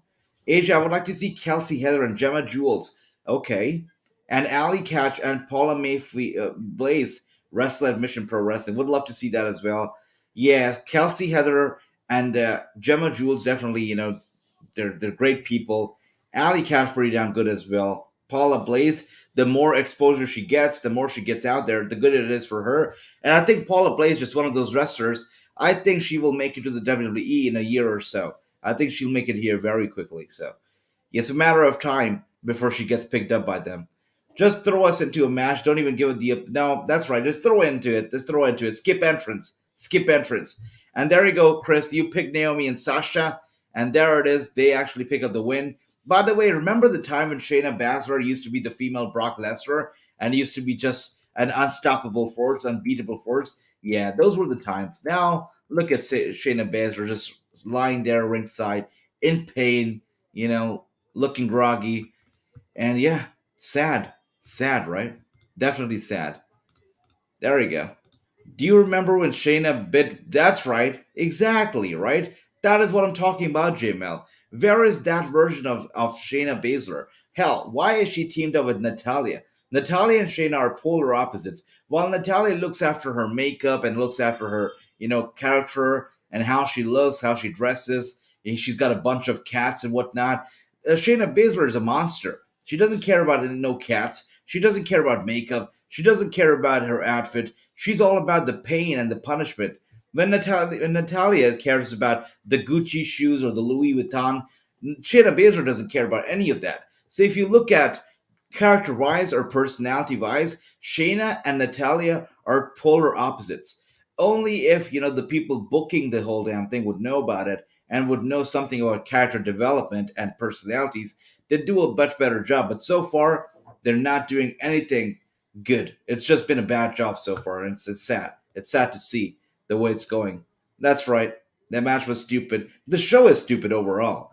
Should Edge be putting on over young guys instead of facing Wets? Exactly, should be doing that. But he goes on, he faces Wets. I mean, the first ever match we got to see, I guess, was Randy Orton, and I was confused by the whole booking. And they didn't even have one match, but they had like 3 matches or so, which was very, very confusing. I don't get it, but it is what it is, I guess. Why WWE still had women tag team champion became WWE release all women star. That's right, brother. That's right. I don't get it. I don't get it. Shayna is just there for the check right now. Exactly true. That is right. She's there for nothing else. She's not getting any push. Nothing. I think she's just lucky because if you look at her friends, you look at Jasmine, you look at Marina, all of them were let go. Shayna was the only one who's still around at first, along with Ronda Rousey, and I think she's just happy to be there. You look at everybody else; they're all let go. So, that's true. They've loved the old couple formula for sure. But again, I don't know if this odd couple is hurting Shayna Baszler because she's a monster. You team her up with something like Natalia. I think it kind of brings the monstrous thing down a little bit. It brings it down a notch. And that's not a good thing. She should be saved. She should be protected. And she should be treated like a monster. Not somebody who's hanging around with somebody who's such like a fashionista. Shouldn't be happening. Same 24/7 title. WWE get the 24/7 title belt and women's tag team belt out. They don't do a good job. You look at other titles too. You look at the NXT cruiserweight title and all these things. They did such a bad job with it. Ultimately, had to retire it. So hopefully they do something with the women's tag team, especially because 24/7 title they still somehow managed to do something with it. But women's tag team, I don't even remember the last time we saw its defense, or I don't even remember the last time I cared when it was being defended. So yeah, they do a bad job with it for sure. Brock is going to beat up the Usos. That's true. Actually, valid point. True. It could be happening because we know that Brock wanted Reigns to come out. Reigns ran away. Paul Heyman ran away. Usos is the only part of the bloodline that's still here on the show. And if Brock Lesnar is still around, he hasn't gone home back to Sable. He should be beating up Usos in a few minutes. Let's see how it all goes down. I like NWA because they've got the Hex, Allison Kay, and Marty Bell are doing great. For sure, NWA is really making some noise, really doing some good stuff. Uh, Definitely worth tuning into. And by the way, you guys are going to be happy because I've got some news here. I'm actually going to be making that announcement right now. Starting Wednesday, I'm going to be covering this upcoming week. Starting Wednesday, I'm most likely going to be covering NWA. The confirmation will come soon, but I'm most likely going to be covering NWA starting Wednesday. I'll let you know. I'll get you guys updated. And I've just received word. I just got a text message from somebody who's a really big star, a Hall of Famer, and they have agreed to be on the show. So we can expect a Hall of Famer to be appearing on the Wrestling show in the near future. I just got a text from them. So just letting you guys know. I'm so tired of the Uso. That's right. I don't know. And it's sad. This thing is especially sad after the whole DUI thing, right? It makes no sense. Besides Austin Theory, Aaliyah, and Dominic Mysterio, does WWE even have young talent on the roster to put Edge? I mean, let's think about it. Actually, you have a point. I mean, all the young talent that they have now are on NXT, so yeah, there's still time to go for sure. But you know what? They do all these little feuds here and there between Raw superstars and NXT stars. If you really want to put the spotlight on NXT and really bring eyes to the product, have them feud with somebody like Edge. Have Edge appear on NXT and take on one of their talent. That's gonna bring in the ratings for sure. Yeah, she used to be a monster once at a time. Now she's all about the fashionista and all that stuff. It's weird. I think she did better as a baby face than she does as a heel. That's almost 2 years. But check it, WWE management literally ain't got no worthy opponent for the Usos at WrestleMania. You know why? Wow. Why? The Usos actually care? They the tools and we the So Usos actually care about the fact they don't have a match at WrestleMania? That's interesting. I thought they were happy being the champions and not having to defend the titles. Wait a second. Oh my gosh, are you kidding me? Are these the worthy opponents? Is that what WWE came up with? Shinsuke Nakamura and Boogs? Come on. No way. Really? Is this what we want? I don't want this. That's right, for sure. I wouldn't mind seeing that either. But really, Shinsuke Nakamura and Boogs versus the Usos? I hope that does not happen. Come on. I believe I predicted the yes, you did. And this is just sad, brother. This is sad. I don't want to see this. Come on. Give me a break. You two actually want to face the Usos at WrestleMania. Oh, come here. Get rid of one of the ladies' tag team belts, replace it with mid-card belt. For sure, get a belt that can actually be defended and not just sitting on the shelf. Yeah, tonight, if you can beat the right-hand man, main event Jack Uso in a one-on-one match, you can have your title shot at WrestleMania. So this is your main event, guys. This is your main event. You've got Jey Uso.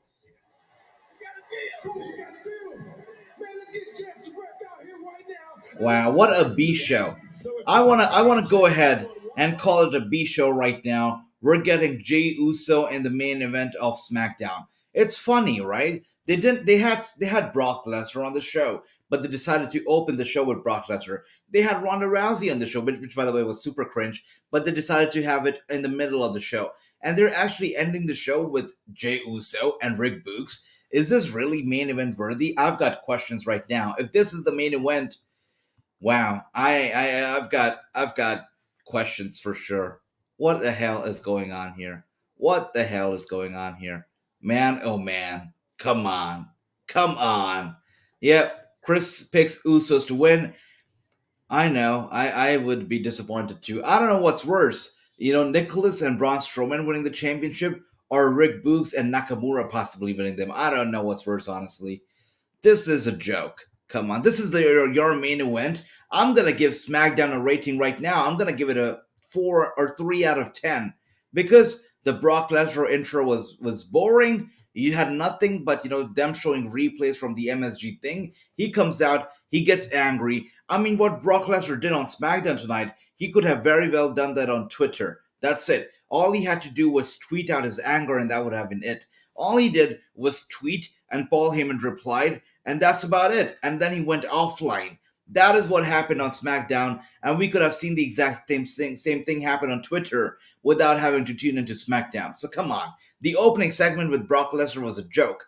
The entire match card has been just flat. You get Ronda Rousey, and who has been flat, really flat. I mean, really very flat. She's been flatter than any flat earther in the world. So Ronda Rousey was boring. Charlotte Flair saved that whole segment. Right now, we're getting what is supposedly the main event. Oh my gosh! Oh my gosh! Boog wins. Boog wins. Didn't Jey Uso say this was the main event of the show? He wins in no time whatsoever. Is this really your main event, or was he lying right there? 33 minutes are still left. That's right. True, still left. So I'm not sure why he called this a main event. What the hell? Do it. Do it, Chris. What the hell is this booking right now? I have questions, man.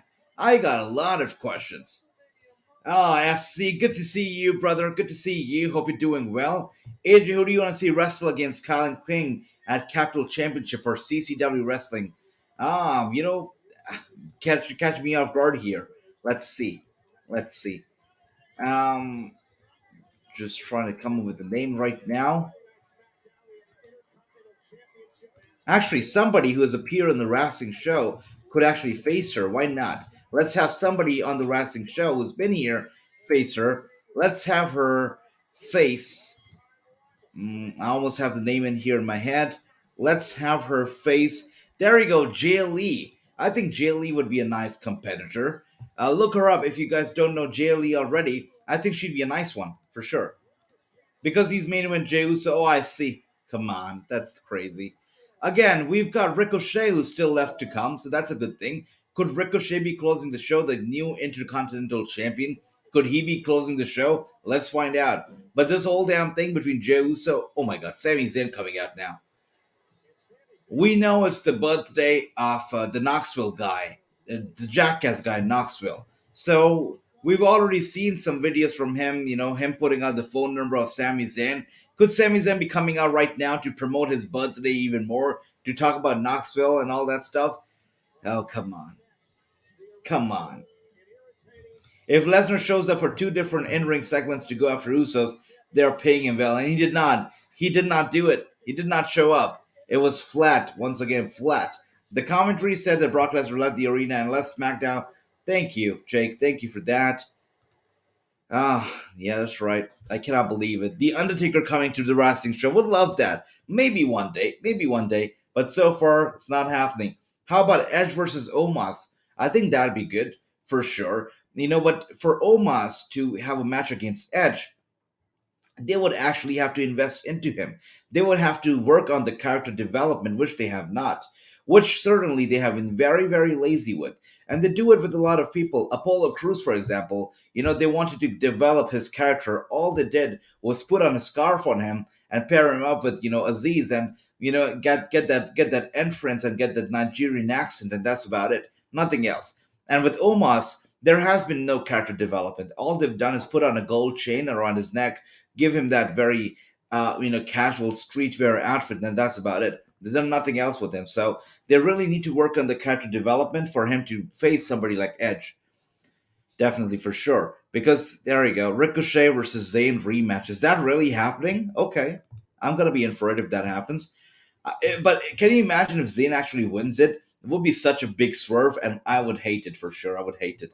I would like to see Kylan King versus Shaq. Oh, there you go. That's cool, Bobby.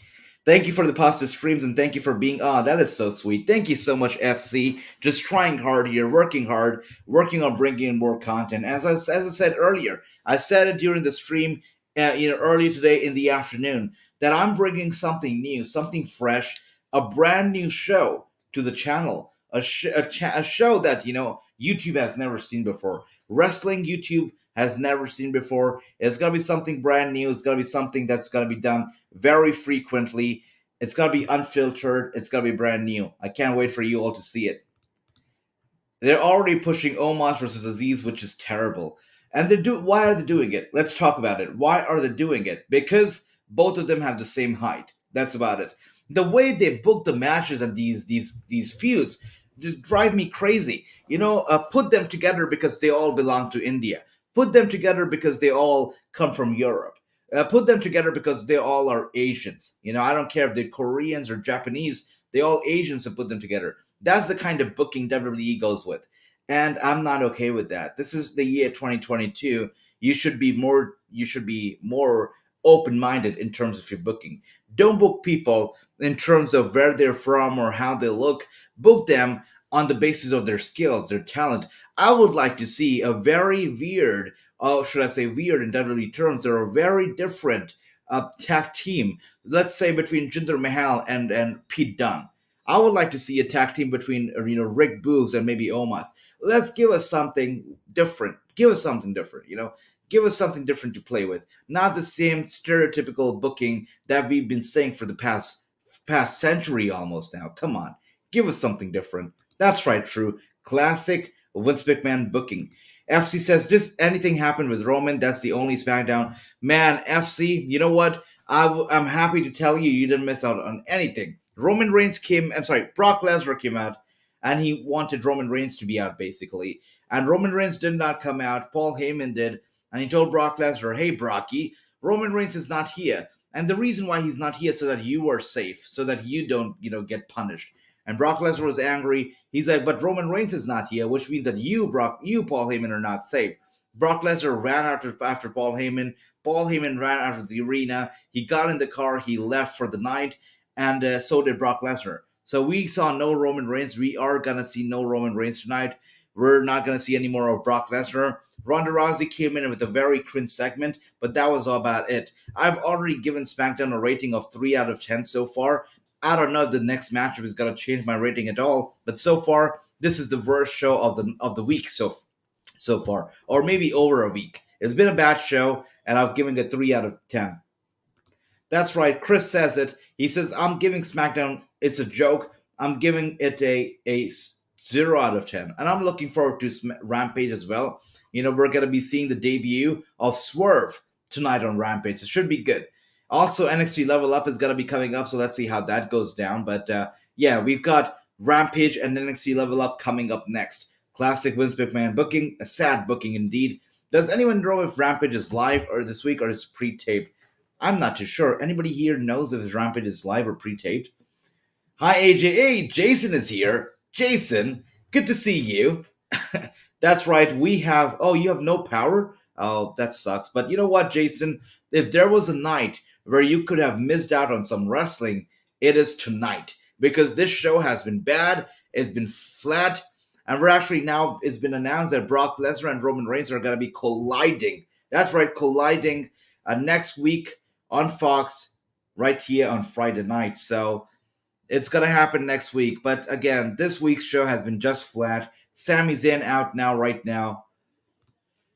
Do you remember the Oddities faction? I actually cannot put a face to the name. Let's see, 1 second. Of course I do. Of course. I just couldn't recall the faces. Yep, definitely do. Definitely remember them. For sure. What about them, Matt? AJ, when does your Hari Singh interview drop tonight? It's gonna be dropping very soon, man. It's gonna be dropping very soon. I was trying to upload it earlier, but due to some internet issues, I couldn't do it. So hopefully, it's gonna drop tonight. Or if not, we're actually let's drop it tomorrow because if I drop it tonight, it's gonna be very late for most of our audience in America, and I don't know if they're gonna be able to tune in. So actually, let's have it drop tomorrow at noon. Let's do that. Tomorrow at noon, we're gonna drop the Hari Singh interview. Let's do that. So it's convenient for everybody. Rampage is taped. There you go. Thank you, True, for that. Thank you. You're awesome. Omos wins the Andre the Giant Memorial Battle Royal at WrestleMania. That match is not even relevant anymore. I mean, when it started off, it seemed like it was something cool. It was something like, it was something interesting, something we could invest into. Seemed like a big deal, but now it's no longer a big deal. And speaking of big deal, Austin Theory now coming out. Let's see. Austin Theory. Of course, Austin Theory, if you don't know him, he's from Monday Night Raw. He has become sort of a Again, the draft is a joke. He is a somebody who belongs to Monday Night Raw.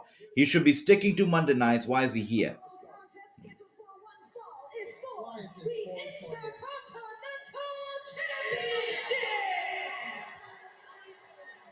Introducing the challenger from Montreal, Quebec, Canada, weighing in at 200. Okay, we're getting a rematch between Ricochet and Sami Zayn for the IC title. I hope that Sami Zayn does not win. And by the way, is this how you really celebrate Ricochet's title a win? He comes out, challenges, gets another match. No celebration whatsoever. This is his first ever title win, and this is how you celebrate it. Okay. By the way, also, can we just talk about this real quick?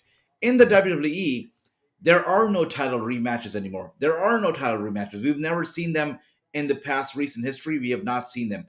But they just bend their rules and, bring them back or maybe destroy their rules according to their own convenience, right? Now, all of a sudden, Sami Zayn is entitled to a championship rematch, which is usually not the thing anymore. So I'm very confused with the whole thing. They bend their rules and, according to their convenience, and that's not okay. That's not okay to do it every single time.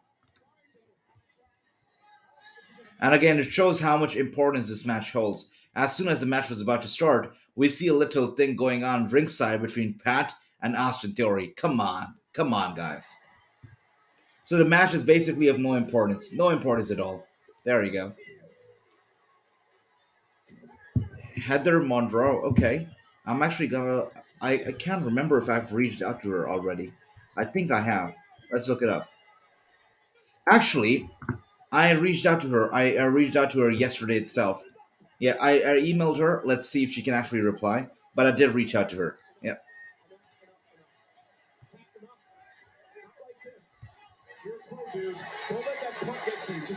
And Adam Pearce comes out. Michael Cole trying to maintain peace here ringside. Again, this just shows that they are not interested in the Intercontinental Championship at all. You've got a championship match going on right now. By the way, that guy looks like Joe Gacy. Anyways, you've got a championship match going on right now. You should be caring about the championship match, not about what's going on ringside. Even Ricochet and Sami Zayn don't look like they care about the championship match. Come on. Is this how you really want to book your championship matches?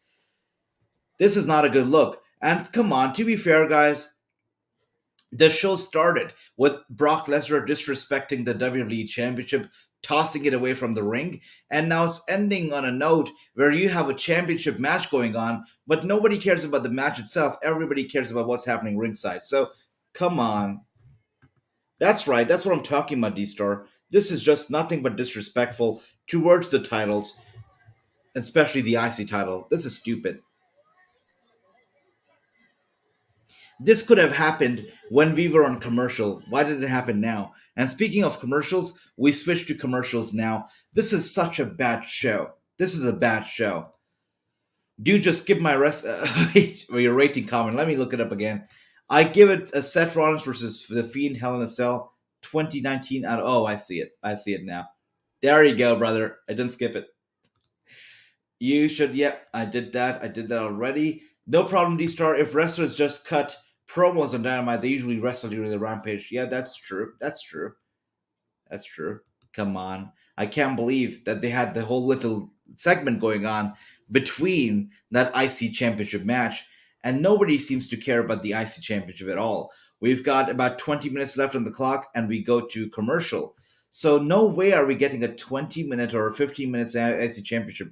Are we going to get some more interference, some more swerve happening? Let's see what happens. There you go. If Ricochet loses, I will be highly, highly upset, says True. I would be very highly upset too. I gave it a 3 out of 10. I'm probably going to bring my rating down to a 0.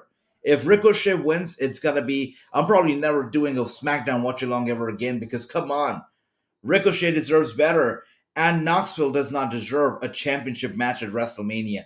Come on, you got all these wrestlers working hard week in and week out, and you've got Knoxville, who's from Hollywood, and you basically have everything on a very golden platter set for him and handing it over to him at WrestleMania, along with the big fat paycheck. That makes 0 sense to me. That's right, brother. You have a very good point. A very diverse group of members in the very same faction. That is what we need right now. People who come from diverse background, and of course, when you have diversity in a group, you bring in a lot of different mindsets, a lot of different kind of experience, backgrounds, wrestling styles, everything. So I don't know why don't they have diverse wrestling factions anymore. It's sad. Lita versus Liv Morgan would be pretty damn sick, brother, for sure. To be fair, it's only the world titles that get rematches. The tag matches, that's right. I see. But now we're getting it for the IC Championship too, so I don't know. But they should be more clear with the rules. If the mid-card titles can get rematches, talk about it. Let us know. I don't know. Right now, we're just assuming stuff. Do these titles get rematches? Do these do not? It's not out there. We don't know, so... It's weird. The IC match is taking a backseat once again. It's a joke. As Chris says it's a joke. Pat McAfee can beat up Theory, but no other announcer in the last 30 years could 100% remember the time. It is funny, actually. It's so funny because the last time we actually saw Stone Cold involved in some kind of segment or a match at WrestleMania was WrestleMania 27, when we had a match with an announcer that was, I believe, Michael Cole versus Jerry Lawler. We had that match at WrestleMania 27, and Stone Cold was very much involved at that Mania, in that very same match. And Stone Cold once again is involved in this very same match once again, and we're going to have a match featuring an announcer at WrestleMania again. So that's weird. Something happens whenever Stone Cold shows up. You get announcers getting matches at WrestleMania. That is funny. This was a time stretch segment that Sami and Ricochet didn't need. They could have done a great art for sure, 100%. But we have about 17 minutes on the clock. I still don't think that WWE is kind enough to give Sami Zayn and Ricochet 70 minutes of TV time in a single match. I don't see it happening. But so far, things looking so good for Ricochet, which makes me kind of nervous. He's kicking things off right. He's dominating the match early on. Is he going to be able to keep up the face? Is he going to be able to win this whole damn thing? Let's find out. True says Vince and Brew are at gorilla position thinking. That's right. Sad stuff, brother. And that emoji right there explains my emotions and how I'm feeling right now. Feeling very low with this whole show. It's such a bad booking. I give SmackDown a -4. That's right. I cannot blame you for that. That's a good rating right there. Yep, I did not, FC. Austin Theory attacking Pat McAfee is part of Vince McMahon's plans for world domination somehow. Makes no sense to me. It makes no sense. And Sami Zayn here with a big slam to Ricochet. Goes for the cover. Ricochet kicks out. There we go. Chris picks Ricochet to win, and I hope and I pray that Ricochet wins, because if Sami Zayn wins, I'm going to lose all my hope and all my faith in this company. And Sami can win tonight and lose it next week. It's impossible to predict what Vince McMahon thinks anymore. Yeah, I think if Sami Zayn wins tonight, it's just a swerve on the fans. He's just playing with the fans' emotions at this point. And Sami Zayn carrying the championship to WrestleMania to face Johnny Knoxville would be nothing but a big ass joke. So I hope that doesn't happen. I hope it doesn't happen.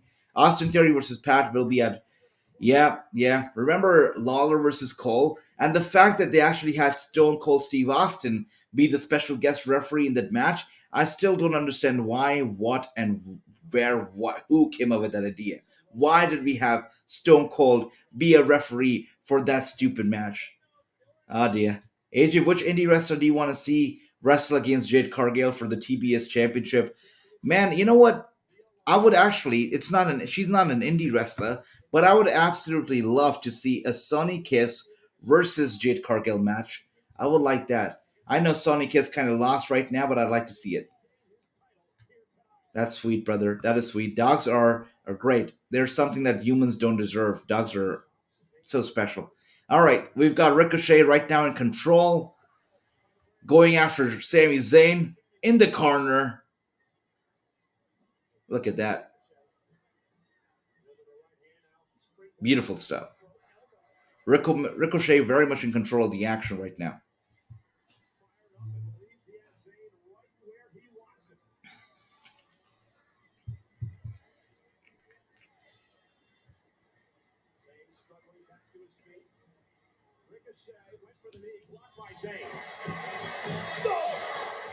Big elbow to the face of Ricochet.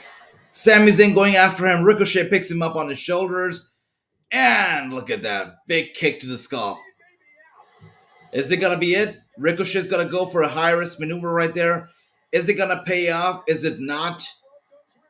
Let's see. Let's find out.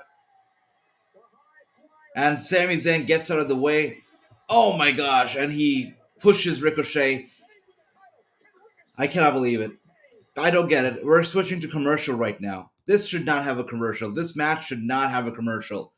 I don't get it. D-Star says, how is this the main event? And I don't understand that either, D-Star. How is this the main event? Especially when you had the likes of Brock Lesnar and Ronda Rousey on this damn show. How is this thing main eventing? I don't get it.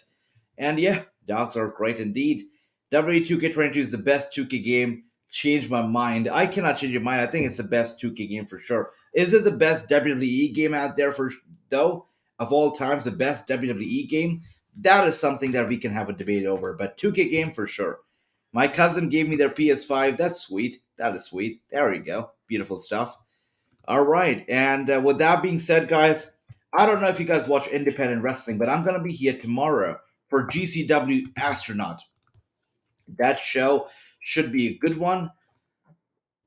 It has a beautiful match card, looking good so far. And if you want to tune into something on Saturday, and if you want to tune into some independent wrestling, get to see what the hype is all about. Why do people watch independent wrestling? Tune in tomorrow, because I think tomorrow's show is going to be good.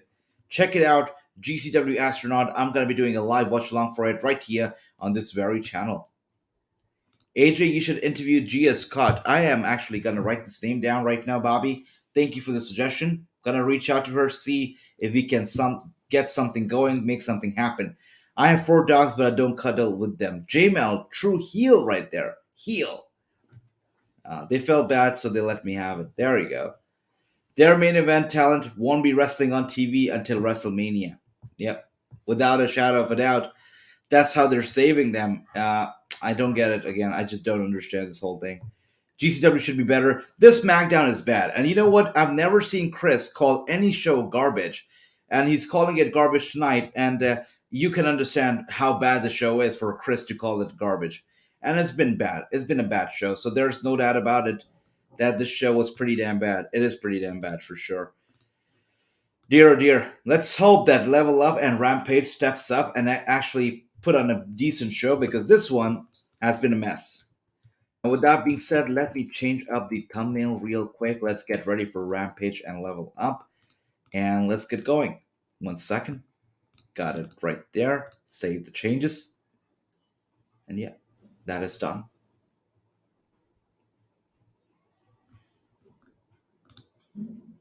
Okay, sweet stuff.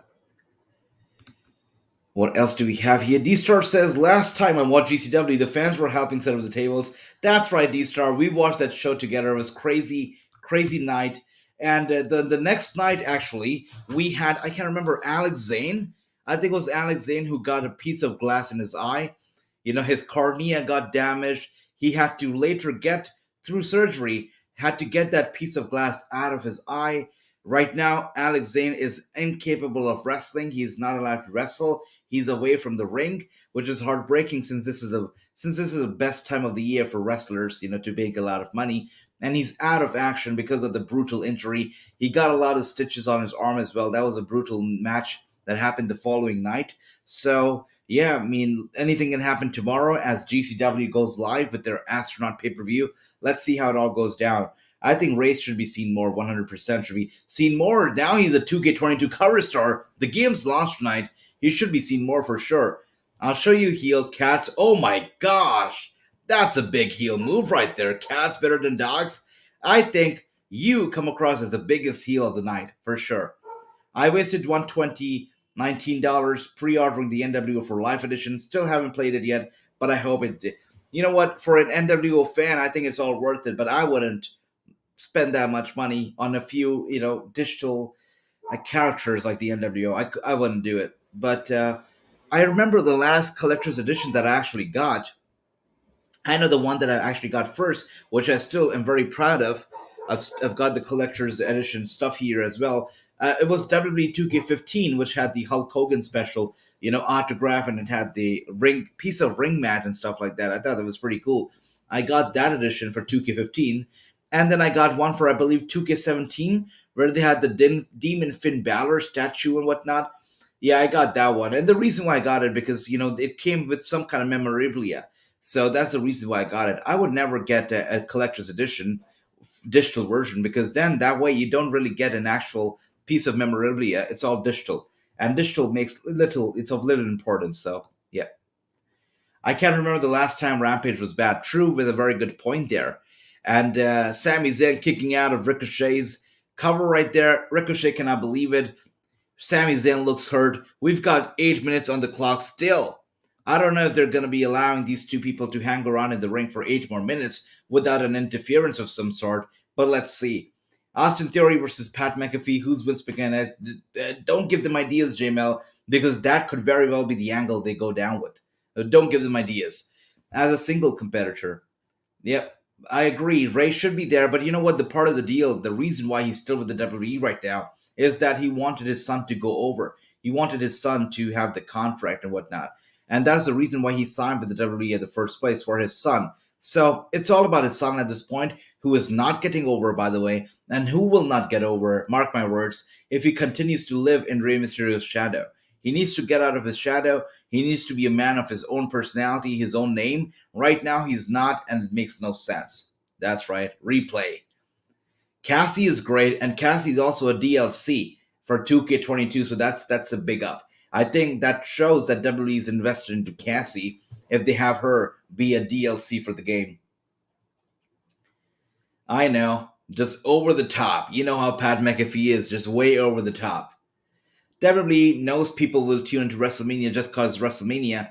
Yep, that's all about it now. All they're doing right now with Mania and the match card is they're putting in big, the wrestlers who have some big names. Yeah, just throw in some big money names out there and make it a match card. And that's about it. And especially a lot of the fans who tune in, the casual fans who don't even follow the storyline, I think they'll be just fine with it because they see big names in there and they'll tune in. For fans like us who tune in week in and way out, all this really matters. I mean, who wrestles, how the match is booked, all of that matters. But for a lot of people who tune into WrestleMania, most of them being casual fans, they're going to be okay with it. As long as you've got some big money names involved, they're going to be happy.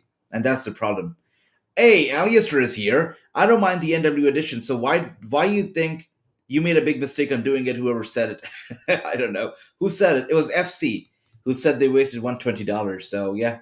Yeah, it's up to you guys. If you are a fan of the NWO, it's a great edition. Like for me, I love the Hulk Hogan thing that they got for 2K15, and I did spend about $120 on it as well. So I was happy with that. So whatever makes you happy and you buy it, it's good for you because at the end of the day, we spend money on stuff that makes us happy, right? It's for the experience. So if it's making you happy, it's not a waste of money. It's just you, just treating yourself. So it's always a good thing. For sure. Dom needs 5 more years. For sure he does. And what else he really needs is a mask. If he wants to be over right now, he's not getting over, at least in my books. Dominic is not getting over with that baby face he has. I'm sorry, but he literally has a baby face. Oh my gosh, beautiful dive from Rave. Oh my, is that gonna be it for the cover? And thank God, Ricochet covers Sami Zayn successfully and he wins. Thank you. It does nothing for storyline, nothing at all. This was your main event. We still have 5 minutes left on the clock, so are we going to see something or is it going to be an early finish to SmackDown? Let's see. But good thing is that Ricochet retained. Dominic will turn on Ray, claiming that Eddie was his real father, and say Chavo slept with Ray's wife too. That'd be crazy if he does that. Wow. Can you imagine? That would be insane. But yeah, I don't know. I don't know if we always need family members turning on each other. I mean, we've seen it with the we've seen it with the brothers, Hardy brothers. We've seen it with Wyatt family, of course, not family, but we've seen it with them. We've seen it with Charlotte Flair, Ric Flair. I think that you don't need to have family members turn on each other every single time there are family members on WWE television. Sometimes, maybe a few family members don't turn on each other. So, I don't know. We'll have to see. We will have to see. There you go. Hex, Allison Kay, Marty Bell are the better women's tag team than Queen Zelina and Carmella are a joke. Without a shadow of a doubt, they are a joke of a tag team. When Vince tells you, remind me of a younger me, is that a good thing? I don't know, but oh, what's going on here? Ronda Rousey still not done. So Ronda Rousey was somehow able to keep her cool and not get physical in the damn ring, but in the parking lot, she's going crazy for some reason. I don't get this at all.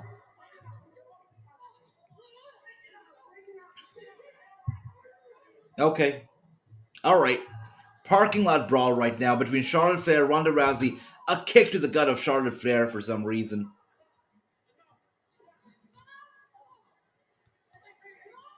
Yep. There you go. Without a doubt, D-Star, that last match was so bad. There has to be a dark match to send the crowd home happy. For sure. But I don't get it. When these two were in the ring, Ronda Rousey was smiling big and she was laughing and all that stuff. What made her go crazy and attack Charlotte Flair in the parking lot? Right? What made her go crazy? It's so stupid.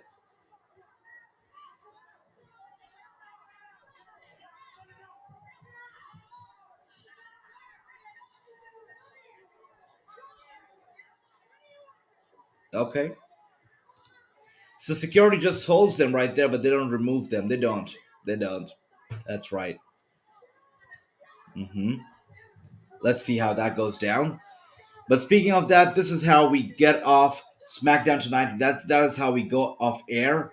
It is Charlotte Flair attacking Ronda Rousey or Ronda Rousey attacking Charlotte Flair, and Charlotte Flair coming out on top and putting Ronda Rousey through a world of pain. And the baddest woman on the planet is down, and she seems like she's out. Good on Charlotte. Again, if this was the Attitude Era, Charlotte would get in that damn car and would drive over Ronda. But that's not the era we're living in right now. And D-Star says that he has given SmackDown a solid 0. And I think that I'm gonna stick with my rating. Actually, no, I'm gonna pull it down a bit. I'm gonna give it a 2. It was a 2 out of 10 for me. I think it was a bad show, bad booking. The whole presentation, the match card for me, I don't know. I can go on and on. But overall, I'm going to give it a 2 out of 10. It was a bad show. Without a doubt, it was a bad show. Let me know, guys, what do you think about SmackDown? How would you rate tonight's show? But before that, let's turn the graphics in out. Let's change it up because now is the time for Level Up as well as Rampage. Let's go.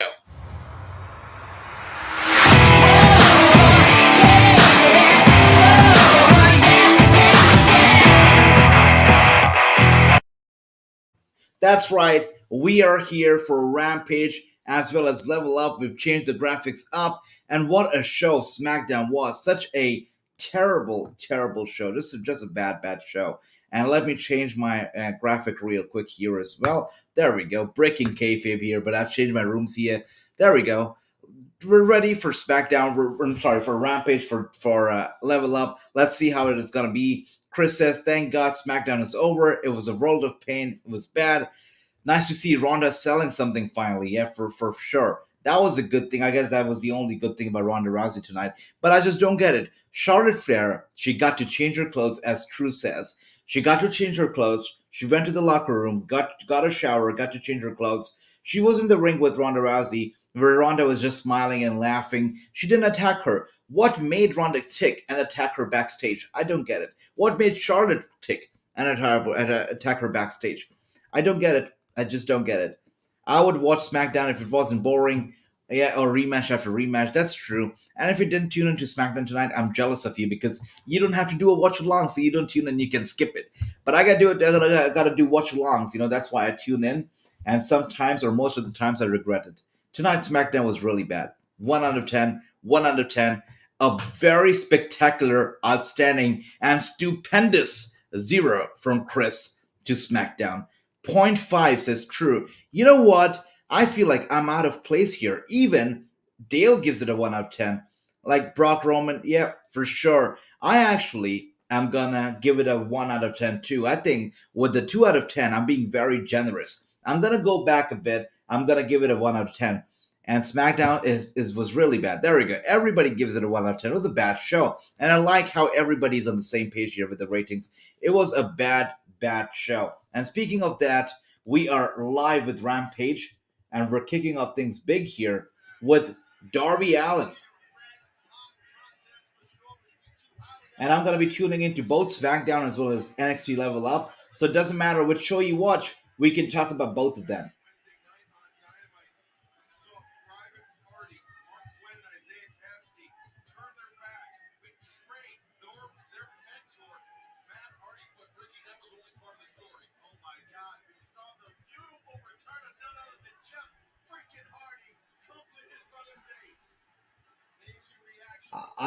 One of the commenters says that we saw a beautiful return of Jeff Hardy. That was not a return, that was a debut. So, interesting.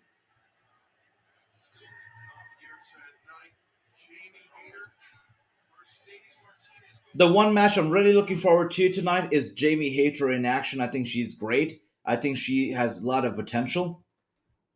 And I can't wait for her to be freed from Britt Baker once and for all in the future and really, surprise us with her pure talent. And with that being said, I am watching both Rampage as well as Level Up right now. Let's compare the two shows. Let's see which one comes out on the top, which I think we already know the answer to. It's going to be Rampage, but let's see. Let's still see. And SmackDown really boring. That's true. I feel for you. Your channel doing much respect. I couldn't do. Thank you so much, Alistair. Yeah, it takes work, but at the end of the day, when I get the nights where I get you guys here supporting me and being here and talking, it's just a pat on the back. It's great. It's so rewarding. At the end of the night, it's all about the community building that I'm doing here and talking to you guys. And when I get to do that, and when I get to talk to you guys for these shows, it's very, very rewarding, and that's what it's all about. I feel bad for them too, and I feel bad for us to having to watch SmackDown. That was a bad show. It's happening. It's happening this weekend. GCW Astronaut takes place tomorrow, and that's right. We're gonna be having a watch along. I'm gonna be here for GCW Astronaut live tomorrow, which I can already tell is gonna be a way better show than SmackDown. I know not everybody watches indie wrestling, but if you guys do not, tune into GCW Astronaut pay-per-view tomorrow, and I tell you, you're not going to regret it. It's going to be a great one. Yep, that's right. That is right. But that's the kind of thing you see Bianca Belair there with the hair whip all the time. She should be serious, but she's always dancing, and that's what Jeff Hardy did. But it's cute to see him back here, back with his brother. It's good to see that. That's right. Rampage is here. Rampage is live. And Level Up is live right now. And Level Up, we're seeing this guy from India, actually, which is interesting. I can't recall his name, but I know one thing for sure. He has been trained by the great Khali. And a lot of these wrestlers that you see coming from India are actually sent into the WWE from great Khali's academy. So Shanky is one of them. This guy right here, I can't recall his name, but he's one of them as well. And I'm watching these two shows side by side right now. The show, the Level Up right now, the match on there is very slow paced. The wrestlers look quite green, honestly, they do. And Rampage just looks like an actual wrestling show. So yeah, there you go. There you go. Darby for the win says, true, everybody get your predictions in. I think this is an easy one. I'm going to go with Darby for sure. Yeah, Chris, you know what? I probably would skip that one too. Let's see. Only one problem I have for Rampage is not live, it's tape. And you know what? I like to pretend that Rampage is live so that I can get as excited as I do. Because, once you read the results and stuff, it just takes it away, takes the fun away. So I try to turn a blind eye towards the results and just enjoy the show as it is. Love how I brought through two security dudes on the catering table. That's right. Brock just doing Brock stuff. That's right, Chris. Don't support them. If you don't like them, if you don't like their product, their work, don't support them. That's true. Absolutely, Chris. And I'm glad that you got me through SmackDown because I'm telling you, I don't know how entertaining I make the shows for you guys, but you guys, with your comments and the chats and your support, you guys make it a lot more entertaining for me. So thank you for all that you do, guys. Thank you for all that you do. Can you watch GCW? I don't have those channels. So GCW is actually on Fight TV. You can order the pay-per-view on Fight TV if you want. And if you don't want to order, we all know you can always Google and you can, find a stream for GCW for sure. So that is that as well. Again, I don't advocate, going Googling and finding a stream. Buying it on Fight TV is always the right thing to do because that way you're not just supporting the promotion but also the wrestlers. So buying it on Fight TV is always the right thing to do. But if you don't have the option to buy, you can always Google it and you'll be able to look it up. But tomorrow I'll be here doing a watch along for GCW for sure, and I can promise you it's going to be a great show. The match card looks stacked, and I know guys are gonna have fun tomorrow. GCW Astronaut pay-per-view, don't miss out. It's happening tomorrow night. That's right, Drew. 100%. He's such a dad. And we have picture-in-picture on Rampage, whereas Level Up going strong. No picture-in-picture, no commercials so far. Level Up, by the way, is a half an hour show, and Rampage, on the other hand, a full 1 hour. And it just... Actually, I'm surprised that Level Up is picking up right now. The match doesn't look half as bad as I thought it would be. There you go. Actually, some decent action on Level Up. Not bad. Darby's your pick to win for me as well. Darby. Everybody says Darby. When are you interview? I know. Bhupinder Gujjar. That's right. It's easy for me than for you because, I'm used to such names. But Bhupinder Gujjar, it's going to happen soon. I know Impact Wrestling, they are going to be confirming the dates. They haven't yet. But when they do, and I know when it's happening, I'll let you know. You'll be the first one to know, Chris, for sure. There you go, Darby. Everybody here picks Darby. It says on production to tape Rampage for sure, 100%. I mean, you talk about production. I mean, it's okay to record Rampage after Dynamite, but it's not okay to record or do a live airing of Hall of Fame after SmackDown. That shouldn't be happening. Rampage is a B show, but Hall of Fame is not. Hall of Fame should be special. It should be an independent show event in itself, but they've paired it up with SmackDown, which is horrible stuff. Can you imagine so many of the talent are going to be in the shower? They're going to be getting fresh after their matches on SmackDown while the Hall of Fame ceremony would be going on. So absurd. I mean, Hall of Fame should be one night of the year as it used to be, where, wrestlers came dressed up, suited up, looking good, red carpet, along with their, husbands, along with their wives. But now, half of the roster is going to be in the shower, getting fresh, while the Hall of Fame would be going on. Such a disgrace. Binge broke his neck, just posted something. Wait, what? That is crazy. No way. Wow. That's crazy. That's crazy. No way that Big E break his neck. No way. It's true. Big E broke his neck. He's not playing, is he? Wait a second. It's true.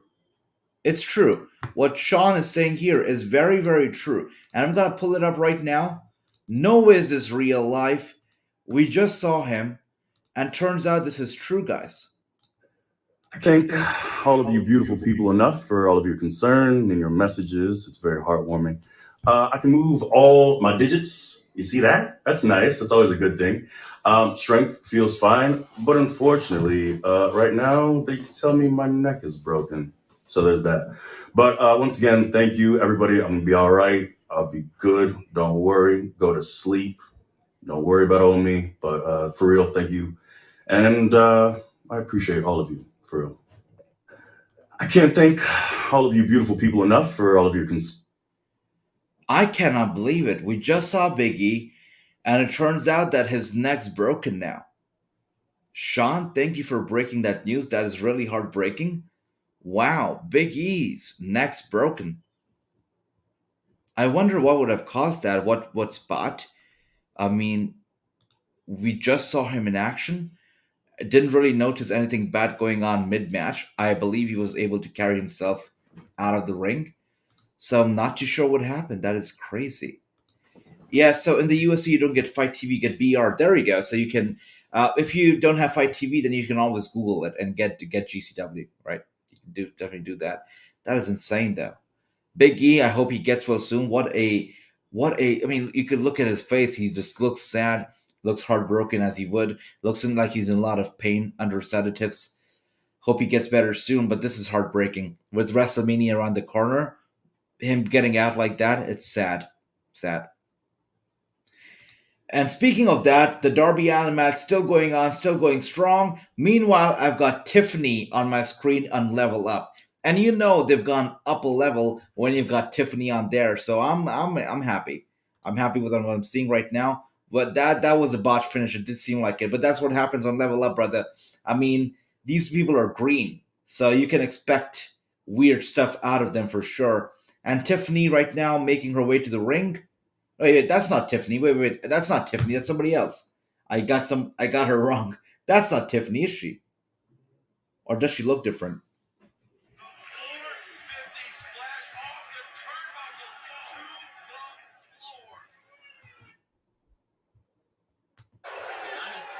Regardless of whether Barlow looks up to her or not, giving her. Oh, look at that. Yes, early on. Oh, as a black belt in Taekwondo, those kicks extremely effective. A nice double leg and again. Right, bit demonstrative. Again, I cannot believe. Yeah, that's not Tiffany. I thought that was Tiffany. That's not Tiffany. But again, I cannot believe that they actually thought that Level Up would be able to compete against Rampage, because I'm looking at Level Up. They're so green, all these competitors. So fresh and so new. I mean, you look at Rampage, you can Level Up. It's a world of difference. It's like comparing Titanic to, I don't even know, a very small boat, a very small, yacht or something. It's a world of difference for sure. And that's right, Chris. We'll be doing a watch along for the Hall of Fame as well. I'm always suited up, but I'm going to be specially suited up for the Hall of Fame watch along. That's right. That's true as well. And Level Up is also taped before NXT 2.0, but nobody cares about Level Up. That's the only difference. That's right. Big E is out of WrestleMania. He's going to be out for a bit for sure. Hopefully he gets well soon. And with that being said, guys, all of you were right. 1 out of 0, 1 out of 0. That's right. Darby Allin has picked up the win. And I am a big fan of Tatum Prixley as well, Bobby. I like Tatum. I think she's got a lot of personality. She's great. And Tiffany as well. I think she's got a good character going on right now. Something different, something new. So I'm hoping to see something big out of Tiffany in the future. Let's see how it all goes down. But I'm seeing Darby Allin, Sting, and of course we've got Andrade and his family, And wait a second. Not just them, we've also got the Hardys here. Okay, so the fans in the audience this past Wednesday got to see the Hardys not once but twice. Look at that. Beautiful stuff. And we've got some delete chants going on from the fans. That is cute. The fans going nuts, fans going crazy. Jeff Hardy's feeling it. Matt Hardy's feeling it. We've got a lot of old school vibe. I mean, look at their outfit right now and tell me that's not the WWF vibe you're getting out of these two. They're going old school with their outfits for sure. Yep. He was there on SmackDown. He did perform tonight. I don't know how he broke his neck, but that's very heartbreaking. That's right. Not too sure how it actually happened. Big E has actually broken his neck. Not sure how it really happened, guys.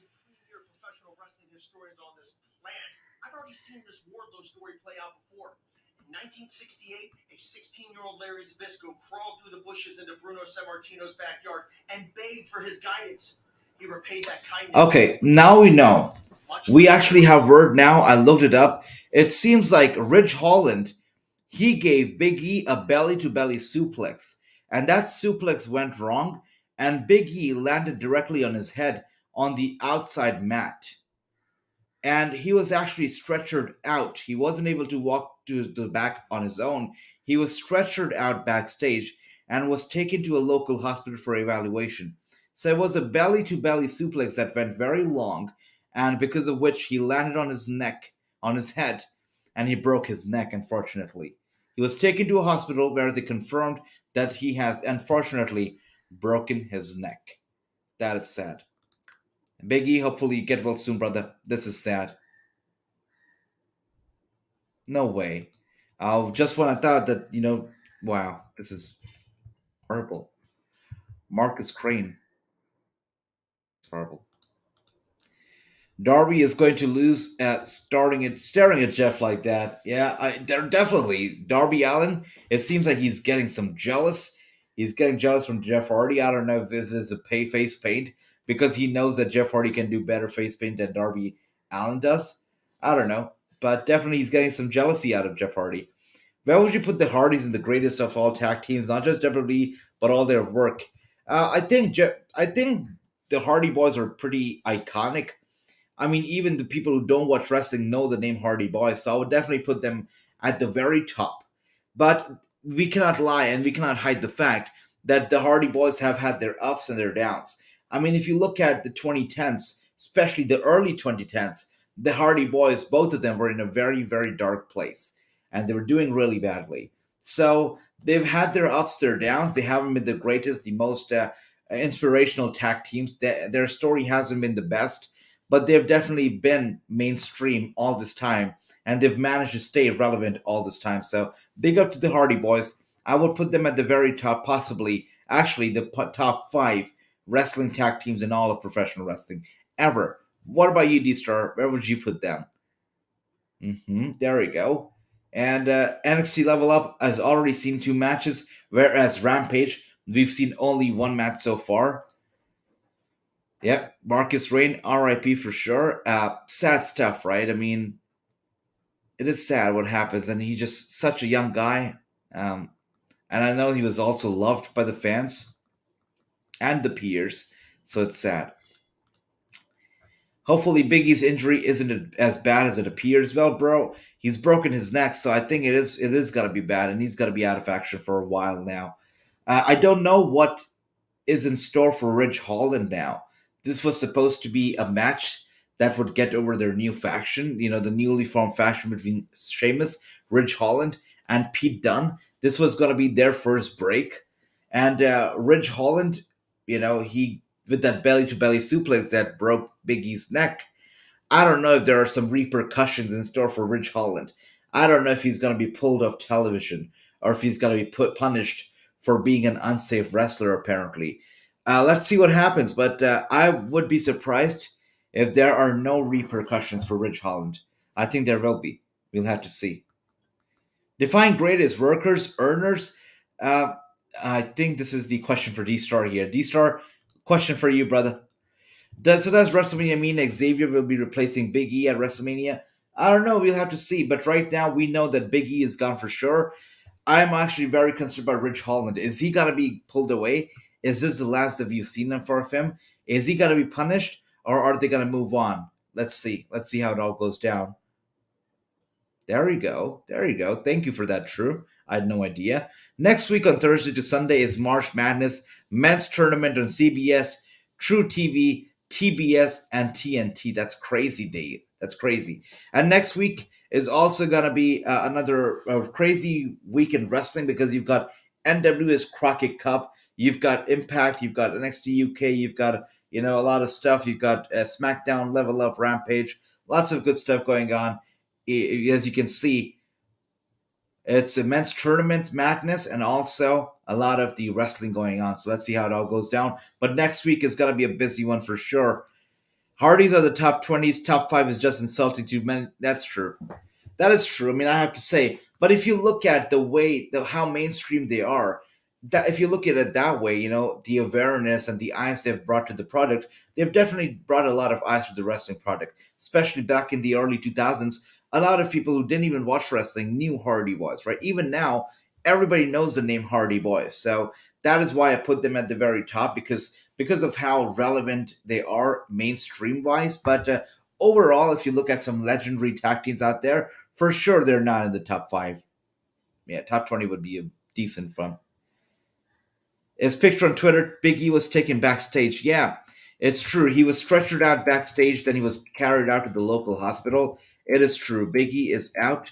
Sadly, was taken to the hospital where he was found out that he has a broken neck, which is sad, which is heartbreaking. And we're actually going to take a look at what spot actually caused this whole thing. I'm going to be sharing my screen right now so you can actually take a look at how Big E broke his neck. 1 second. We're going to pull it up right now. And we see it here. Look. He landed right on his head. It is sad. Look at that. That did not look good. We totally missed that spot where he lands right on his head. Ah, dear. That looks bad. That looks really very bad for Big E. Poor guy landed right on his head. That is bad. And this is the match that I was looking forward to the most tonight. We've got Jamie Hayter, the one lady that I look forward to the most. I think she has got a very bright future ahead of herself in AEW or in professional wrestling overall. And there you go. Bobby says that Jamie Hayter is his pick to win. And for me as well, I think I'm going to put my money on Jamie Hayter too. She's definitely good. Gary says, I just hope this doesn't threaten Big E's career. Fingers crossed, man. Should not happen. I mean, what a downward spiral it has been for Big E too. From world champion to basically, being mainstream, being on, announcing, doing stuff for boxing, then coming down to SmackDown, being paired with the New Day again, and then now breaking his neck. It's been a sad journey, a very downward spiral for Big E. It is sad. For sure it is sad. Dale says, I got Mercedes Martinez to pick up the win. That is interesting too. Mercedes could actually win. Why not? If you look at the whole booking decision, Mercedes is more of an important character right now. She's a lady of her own, whereas Jamie is basically a sidekick for Britt Baker. So it would make sense for Mercedes to actually win. So I think Mercedes should win this match. But again, just like I said, I see big things in the future for Jamie Hayter. So definitely got a lot of love for her. Reports says that Jeff Hardy would feud with CM Punk. I'm going to be in for it, for sure. And you know that CM Punk, Jeff Hardy had some real-life heat, some real-life animosity back in the 2010s, I believe. They really had some ugly, ugly rivalry in real life. So would be a very real feud if it actually happens. Yes, and that's what I'm afraid of. Is Ridge Holland going to get punished for this? What do you guys think? Let me know. There you go. Perfect. Good stuff, FC. Welcome back. I pick Hayter. I'm going to go with a DQ. 2 out of 4 since Ivy won NXT Level Up. There you go, Bobby. And right now, we've got a tag team match going on Level Up as well. And we've got, of course, a one-on-one right now, Rampage. And Rampage goes into picture-in-picture once again. Level Up still going strong. No picture-in-picture so far, which is always a good thing. That's right. Yeah, that landing looked nasty. And if you look at it, Big E was unable to move. I think he attempted to get up, but he wasn't able to get up. Really bad stuff. Really bad stuff. Yeah, really bad stuff. And somebody actually points this out right now. And this is not the first time ever that Ridge Holland planted somebody right on his neck with that suplex. Earlier, it happened with Gargano as well. So we see it right here on Twitter. Somebody has pointed this out that, first Gargano gets planted on his head. Now Big E, this man, Ridge Holland's got to be stopped. Look at that. We're seeing a screenshot from NXT, and now we're seeing it from SmackDown. It is sad whatever has happened, though. It is really sad. And we also have another image here of Big E being stretchered out of SmackDown. I'm going to be showing it to you guys right now. And we can see it. Big E is being stretchered out of the arena. Look at that. It's sad. It's heartbreaking whenever we get to see something like that. Hopefully, Big E gets better. And no wrestler wants to, make his entrance, make his way down the ramp on his own and leave on a stretcher. Nobody wants that. And hopefully, Big E gets soon, because whatever is happening right now, it's sad. It is really heartbreaking.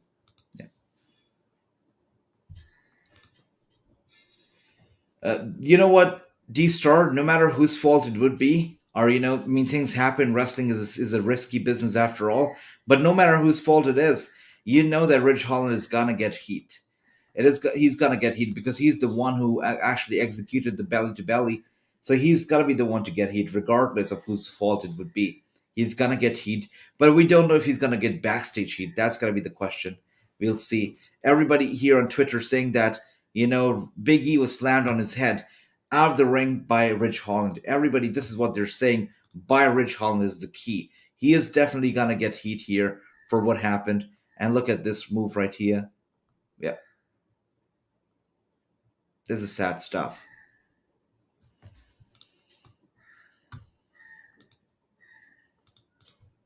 WWE reports Hulk Hogan will not get a farewell match due to the millions of injuries.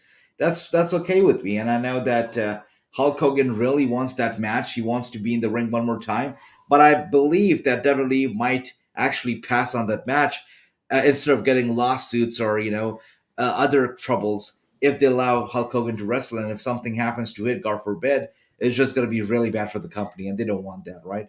And Level Up is WWE dark, that's for sure. It might as well be a YouTube show, but they've got it on, on the network, so that's another thing. But right now, it's going on. It's going strong. Lots of green work in the ring. I see a lot of wrestlers very, very green. They could be better, and I hope they get better. But so far, it's been an average show. And I think I've seen a better Level Ups in the past. I do believe I've seen a better Level Up last week. I actually enjoyed the show, but tonight, it's been just an average show. Just an average one. I hope so too. I hope that nobody gets punished. I hope Ridge Holland doesn't get punished. Nia Jax certainly did not get punished. Let's see. But it would be interesting to see some takes on this one. Let's see how people actually respond to this. I'd be interested to see how Ryback in particular responds to this, because we know Ryback is gonna respond to this. By the way, the match on NXT Level Up is over. The tag team matchup is over with a bit of an upset here. And yes, I'm going to be interested to see how Ryback responds to the whole thing, because he will definitely be talking about it on his podcast. Let's see what does he have to say. It's going to be interesting. There you go. With a bit of an upset there, though, wasn't it? There you go. Moons, you haven't missed much. SmackDown has been horrible. Level Up has been just average. You've got Rampage going on right now. You've got Mercedes Martinez versus Jamie Hayter going on. So if you want to tune in, I think now is the time to tune in. And how was the interview? What interview? That interview. It's coming out tomorrow. The interview with Hari Singh, the NXT, the guy from Europe, from UK, the guy who's been around Pete Dunne and more. That interview comes out tomorrow, Saturday at 12 p.m. EST noon. So be sure to check it out. That's right. Big E has unfortunately suffered a neck injury. He's broken his neck due to this belly-to-belly suplex. It went wrong. It went horribly wrong. And he's unfortunately broken his neck. It is true. It's happened. This just in. Darby won. Hardy showed up after AFO came out. Yeah, that's right. Thank you so much, Alistair, for the quick repack. Ronda got Nia fired. I have no clue. Did she? If she did, big up to Ronda. I love her already. Got another reason to love her now. Is NXT Level Up? No, it's not a pay-per-view, Demon Joker. It's actually a weekly show that goes head-to-head against Rampage now. As soon as SmackDown goes on off the air, NXT Level Up goes on the air, and they do a 30-minute show where they basically showcase their new and upcoming talent of NXT on this very show that is NXT Level Up. That's right. Hogan needs to sit down. That's right. Hogan needs to relax. Calm down, brother. Calm down. Wow, if that is true, that is something big. Okay. I don't know how this report came about, but if that is true, that's huge. Yeah, it's got to be a series, Chris. That's true. It's got to be a series. Let's see. Let's see how it is. But I'm gonna be doing a watch along for the Hall of Fame for SmackDown and all that good stuff. I'm not sure about WWE Evil, but I will definitely be here for all the events. Not sure about the series though, but I'm gonna be here for the events for sure. I'm sure. And Ryback is a guy who himself used to be a very unsafe wrestler, used to injure everybody left and right. So it'll be interesting to see what he says. It is distracting, very much distracting. I agree, true. Again, a very big throwback from back in the day. And there you go. Look who's won the match.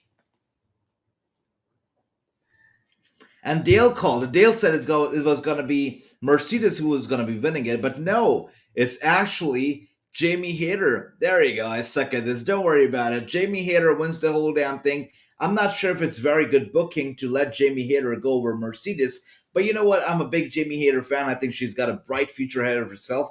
So she won the match. I'm not even mad. That's okay. And Thunder Rosa coming out with a steel chair. She's the woman that Britt Baker is going to be facing next week in Thunder Rosa's hometown. A lot of people are actually saying that Thunder Rosa is actually going to pick him the win. She's going to win the whole damn thing because the match takes place in her hometown. I don't see it happening. I still see Britt Baker defending it successfully next week. Let's see how it goes down. That's right. They're playing the wrong music. That is funny.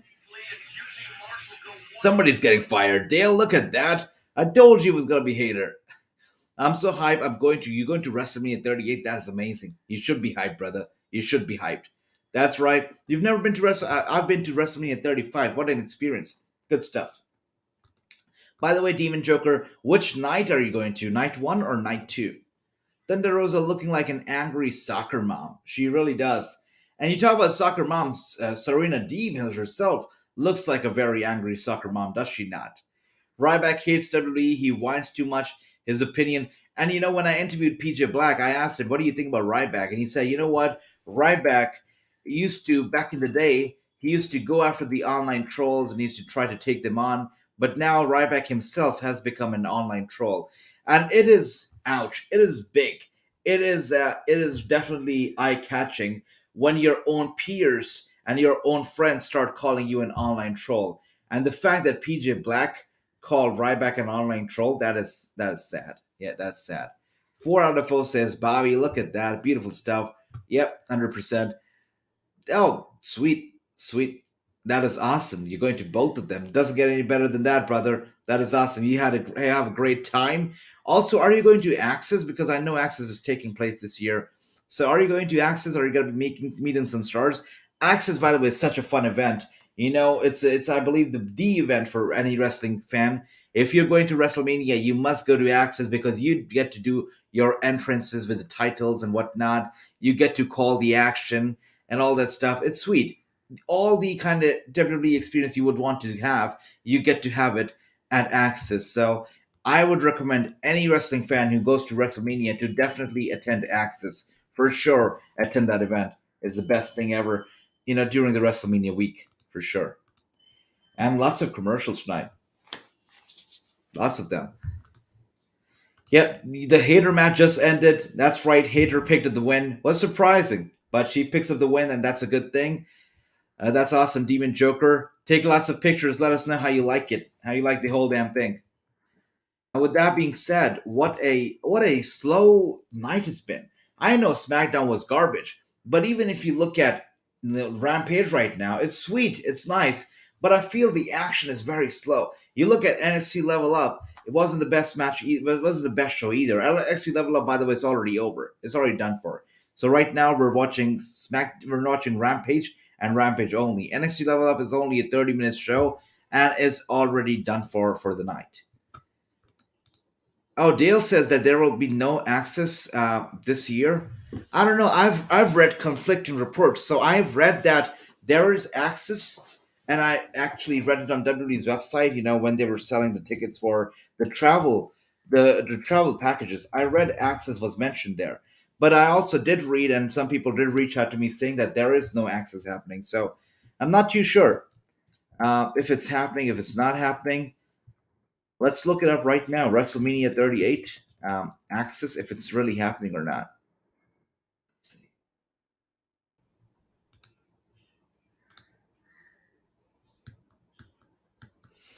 I'm gonna try to look it up and let's see if it's happening or not. I'll get back to you guys. But so far, if we look at the WrestleMania card, and since we're talking about WrestleMania, let's look at the damn card and see if there's anything we should be excited about. The card that's been booked so far is this. We've got Drew McIntyre and we've got Happy Corbin. This match has been confirmed already. That's true. I don't know how you feel about this, but the fact that Drew McIntyre goes from a world title match last year now to facing Happy Corbin, I'm not too sure how I feel about all of this. And then we've got Pat McAfee versus Austin Theory. This match has also been confirmed. It is official. It is already up on the website on WWE.com. It is happening. Pat McAfee is taking on Austin Theory at WrestleMania. It is true. We've got Johnny Knoxville versus Sami Zayn. Thankfully, it's not happening for the championship, which is a good thing, which is a great thing. We've got Edge versus AJ Styles. It's all right. We've got Women's Tag Team Championship match, which has also been confirmed. It's Queen Zelina, Carmella, Sasha Banks, Naomi, and Rhea and Liv Morgan. I don't know about this one. And we've got, by the way, they could have done something better with the render. I think they could have done something better with that. Keith Lee, by the way, making his way to the ring right now on Rampage as we speak. We've got Ray and Dominic versus Miz and Logan Paul. This should be a pre-show match, by the way, but I'm pretty sure it's going to be one of the big matches of the night. Stone Cold Steve Austin, Kevin Owens, not Kev versus, but actually on the KO show. Whatever you guys want to think of it. Raw Tag Team Championship, Becky Lynch, Bianca Belair, Charlotte, Ronda Rousey, and Roman Reigns, Brock Lesnar. So far, we have 1, 2, 3, 4, 5, 6, 7, 8, 9, and 10. We've got 10 segments or 10 matches confirmed. Let's see if the show delivers 10 matches, which means they would want to confirm at least 5 more to fill in 2 nights of WrestleMania. So let's see how it goes down. That's awesome. You should. Definitely you should. Are they still doing a WrestleMania Hollywood Wrestlenews takeover? Are we still doing it? Oh yeah, we are doing it. We're doing it for sure, guys. WrestleNews Hollywood Wrestlenews takeover. I mean, let's try and make it to WrestleMania next year in Hollywood. I'm gonna be there. All of you guys should be there. Let's take over WrestleMania. And yeah, let's do a little takeover next year in Hollywood. WrestleMania will not get my money. The card top to bottom is average, very mediocre. Yes, I said it. Chris, you're on point, and I know you're very critical tonight, but it's not wrong for you to be critical because the card has been booked for casual fans and casual fans only. You got Logan Paul on there. You've got Brock versus Reigns. You've got Ronda versus Charlotte. You got Becky versus Bianca. It's casual written all over it. That's true. And there you go. Limitless for the win. Keith Lee, my pick. Keith Lee, my pick. I pick Lee. I pick Lee. I pick Lee. There you go. Everybody picks Keith Lee. Don't worry, Alistair. Come on. Love you guys. Also at WrestleMania, Usos will put Tag Team Championship on the line against Rick Boogs and Shinsuke Nakamura. That is true. So 11 matches have been confirmed so far.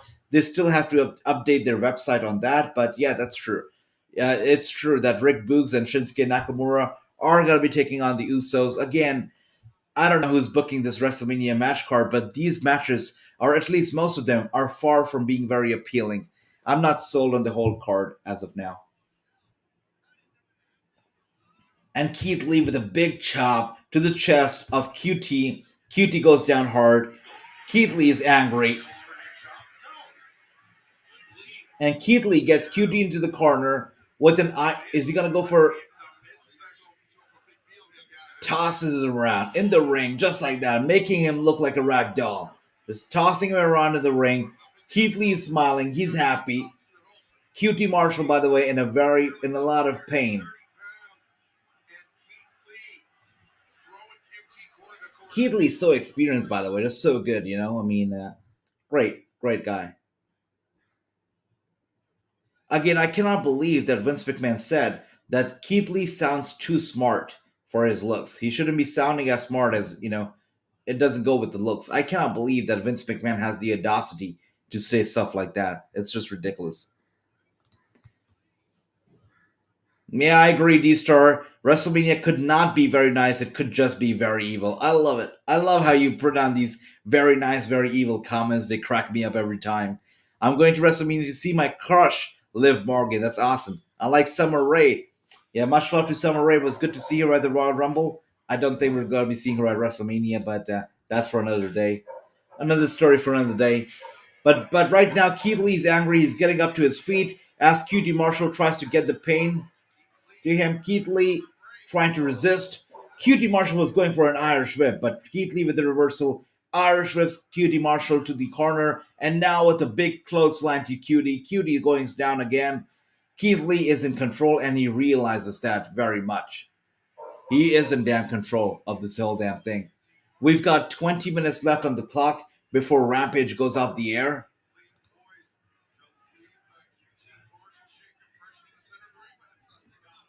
That's right. RK Bro and Alpha Academy will definitely be at WrestleMania.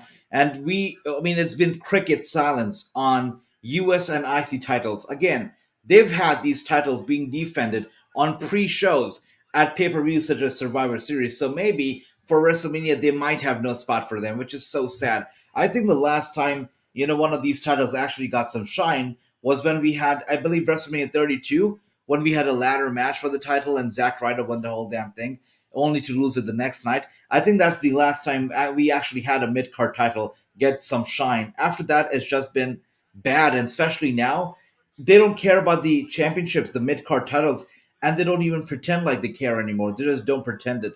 They just show it that they don't care, which is so sad. So sad. And with that being said, Keith Lee, Alistair says it 2 out of 1. Keith Lee here with the victory.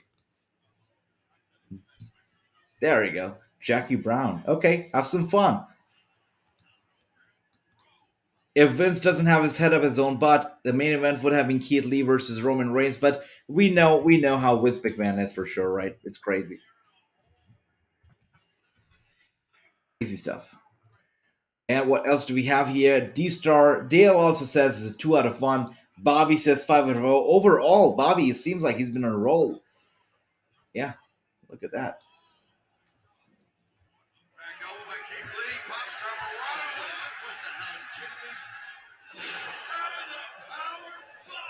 Beautiful.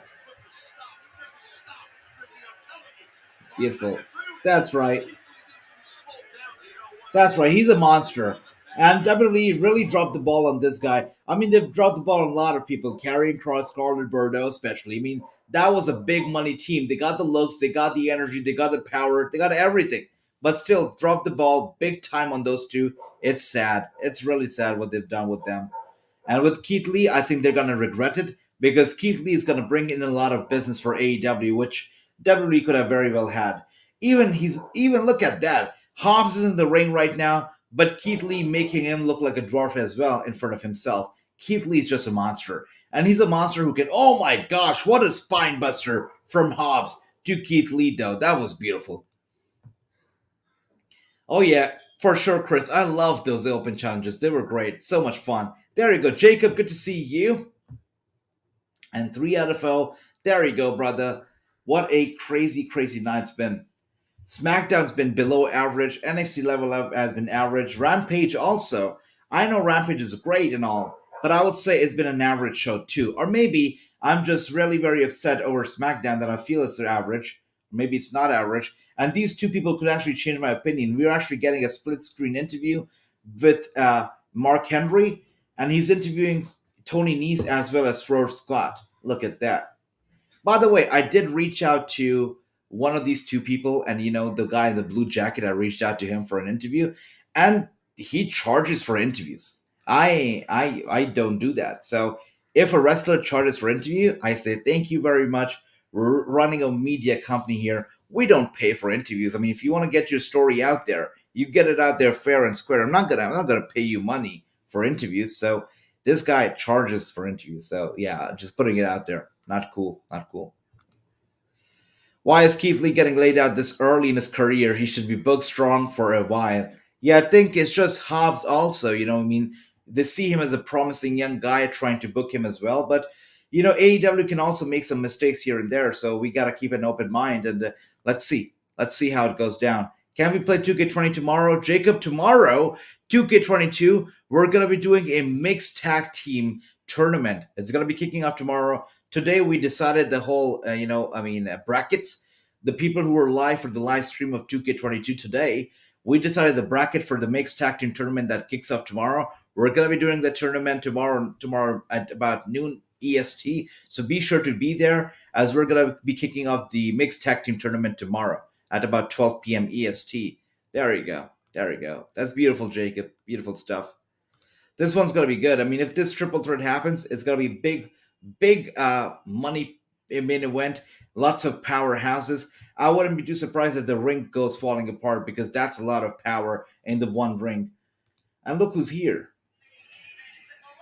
Tony Nese. The once who was the hottest free agent in the business is now making his way to the ring. And he's here for a big match. I mean, he's here for the debut of Swerve Scott, who makes his AEW in-ring debut tonight. Let's see how it all goes down. But Tony Nese, by the way, has this attitude about himself. The guy who was just such a baby face, he was all about making the crowd happy and whatnot, is now all of a sudden very, very heel. He's got this arrogant vibe. He knows he's good kind of vibe to it. I don't know if I'm a fan of it. I think I like Tony Nese, a babyface Tony Nese better than a heel one. So that is interesting. I could see Wardlow as future for sure. For sure. He's money. He's money. Would love that too, Bobby. Absolutely. Rampage next week at 10:30 p.m. No way. Did they do that so that they don't have to deal with NXT Level Up for the half an hour? Is that why they did it? That's interesting. Why? That is interesting. Who do you think Keith Lee will go after next? I think right now, as we can see, it's got to be Powerhouse Hobbs. I think Hobbs really put Keith Lee through that spine buster. He took that hard. And I think Keith Lee's got to be here for some retribution very soon. Swerve, my pick. I'm going to go with Swerve as well. I think Swerve is going to tear the house down. This is his night. It's his first match in AEW. I think he's going to be here to leave an impression and to let the fans know why they should be caring about Swerve Scott here in AEW. That is awesome, Jacob. I hope you're enjoying the show, the game. Swerve for the win. Has Nese been working independent dates? I believe so. I'm not too sure, but I do believe he's been working indie days. I do think so. There you go. There you go. Beautiful stuff. Do you think Keith Lee will go to AEW for championship soon in August? Definitely could happen. By the way, speaking of AEW, can I just say that AEW and the wound that Brandy Rhodes left for me in AEW is still not healed because I reached out to a certain AEW star, and this star is a pretty big star in AEW. And when I reached out to them, they responded in less than an hour to me, and they said they'll be more than happy to be on there. And then they reached out to the PR, guys in AEW who actually did not respond. So it just goes on to show that AEW and wrestling news, thanks to Brandy Rhodes, is not working out right now. So hopefully one day in the future we can actually get an interview with an AEW star. But so far, thanks to Brandy Rhodes, it's not going to happen because AEW's PR definitely does not like me. So for sure. There you go, Deal. Yeah, you're right. March Madness is next week. Dale said it earlier. Makes a lot of sense. Thank you for that, Dale. Rampage will be 10:30. Yep, there you go. Sweet. I wonder if NXT Level Up's going to be changing their time too because Rampage certainly did. There you go. There you go. I like Tony Nese as heel. Which day will Keith Lee hold Which day will Keith Lee hold? What do you mean about that? Oh, how many days is he going to hold? Probably could be the longest reigning. Let's see. Swerve goes through, lands on his feet, comes down the arm drag, takes down knees, hip, toss. Swerve comes around the corner. It's close. About to lock in a single leg grab, kind of a unique grip he was going for there. That's right, D, 100%. You've got Impact Wrestling. You got ROH. I'm pretty sure ROH wrestlers will not be able to come on here either now since it's under AEW. But yeah, you got ROH earlier. You got Impact Wrestling. You got WWE. All these different promotions, but not AEW. Brandy Rhodes, come on. Come on, Brandy Rhodes. Come on. Tony Nese is my pick to win to shock. Wow. Okay. Demon Joker here says that Tony Nese could actually be winning this whole damn thing, this match. I don't think it's going to happen, though. I mean, I hope it doesn't happen because Swerve coming in with so much heat, right? So much momentum. I hope he's able to keep up the momentum and really go big here and pick up the win. But let's see. Tony Nese is a heel now, so he could do something heelish and get the win. Let's see how it happens. When it happens. There we go. Maybe. Tony Nese has wrestled on Dark. Okay. There you go. Next week is St. Patrick's Day Slam event, so you'll find out it's St. Patrick's Day. Oh, that's right, Chris. That's right. Thanks for reminding me of that for sure. We'll be doing that. I should probably be dressed in green. It's gonna be interesting though. If I'm dressed in green with the green screen, it's gonna get all mergy. So I'll have to see how that goes. There you go, Dale. Love that. I'm going with Swerve as well for sure. Who can beat Keith Lee? I think who would beat Keith Lee? Yeah, I let's see. Who would beat him? That's gonna be interesting. Maybe a returning Kenny Omega. Can you imagine? Can you guys imagine if Kenny Omega gets Keith Lee up for a one-winged angel? If he does, the day he does it, I think I'm gonna have all the respect in the world for Kenny Omega if he does that. That would be cool. What is Tony Nese doing there? Oh, look at that. Tony Nese with the dirty work. Gets the apron on Swerve Scott. And I guess this is what Demon Joker was talking about. That Tony Nese somehow could be picking up the win, doing the dirty work, and actually pulling a big upset here tonight. We could be seeing that. I have been reading your chats, Jacob. I've been reading all the chats.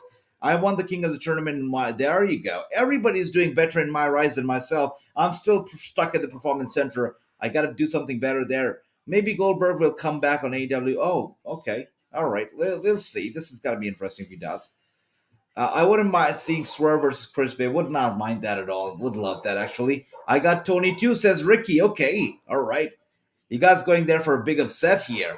When is Kenny Omega? I don't know, because Kenny Omega's return was slightly teased this past Sunday at Retribution. So Revolution. So we'll have to see if he actually comes back soon.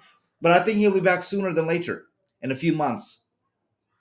Karrion Cross, I would have seen that too, man. I would have loved that. I don't know if we'll get to see that match in the near future, because I don't know what Karrion Cross is up to. I don't know if he's going to AEW, because he has been announced for Braun Strowman's new promotion that is Control Your Narrative. They've announced Karrion Cross to be appearing on the show, along with Scarlett Bordeaux, along with EC3, of course, who's also a partner of Braun Strowman in that very promotion. So we'll have to see how it all goes down. But right now, Karrion Cross looks like he's enjoying doing some indie stuff. He's enjoying. He's possibly going to be appearing from Braun Strowman's promotion. Let's see how it all goes down. Let's see where he ends up going now, because he knows he's got a lot of money attached to his name. He's got a lot of good repetition. So let's see. Let's see. For sure. No way. No way he's doing that. Who do you want to see become the second TBS? I'm going to go all out. I'm going to say Jamie Hayter. I am big on Jamie Hayter right now. I'd love to see that happening. Can you imagine Jamie Hayter, Britt Baker both being champions? I think that could lead to some jealousy between them, maybe jealousy with Rebel. We'll see. Who would you like to see, though, by the way, as a second TBS champion? Let me know. Do you think Kenny Omega comes to... No. He's not. I don't think he's ever going to the WWE. I think he's staying with AEW. I think so. I think it's a matter of time. I think it's a matter of time. Right now, what he's enjoying is he's enjoying some throwback with his brother Matt. I mean, look at their outfit. Look at the way they carry themselves.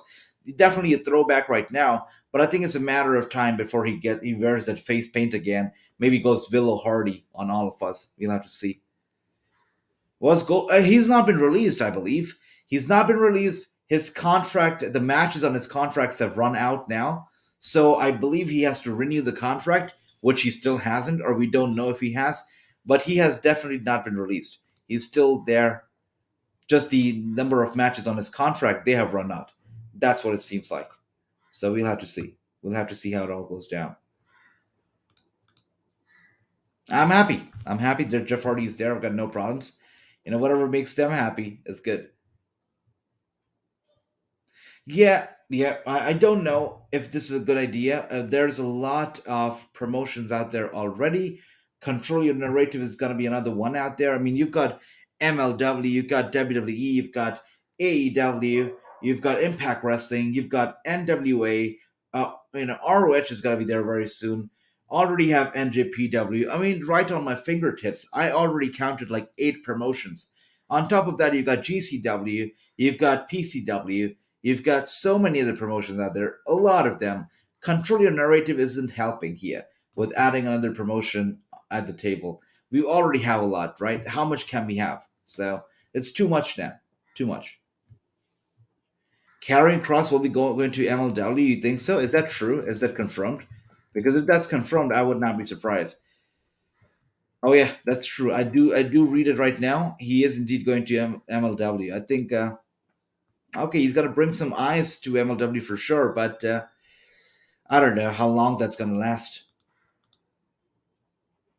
Yeah, very weak night indeed, D-Star. And sometimes you'll see me very hooked on the show. I'm not taking my eyes off the show and whatnot. I'm just talking about it.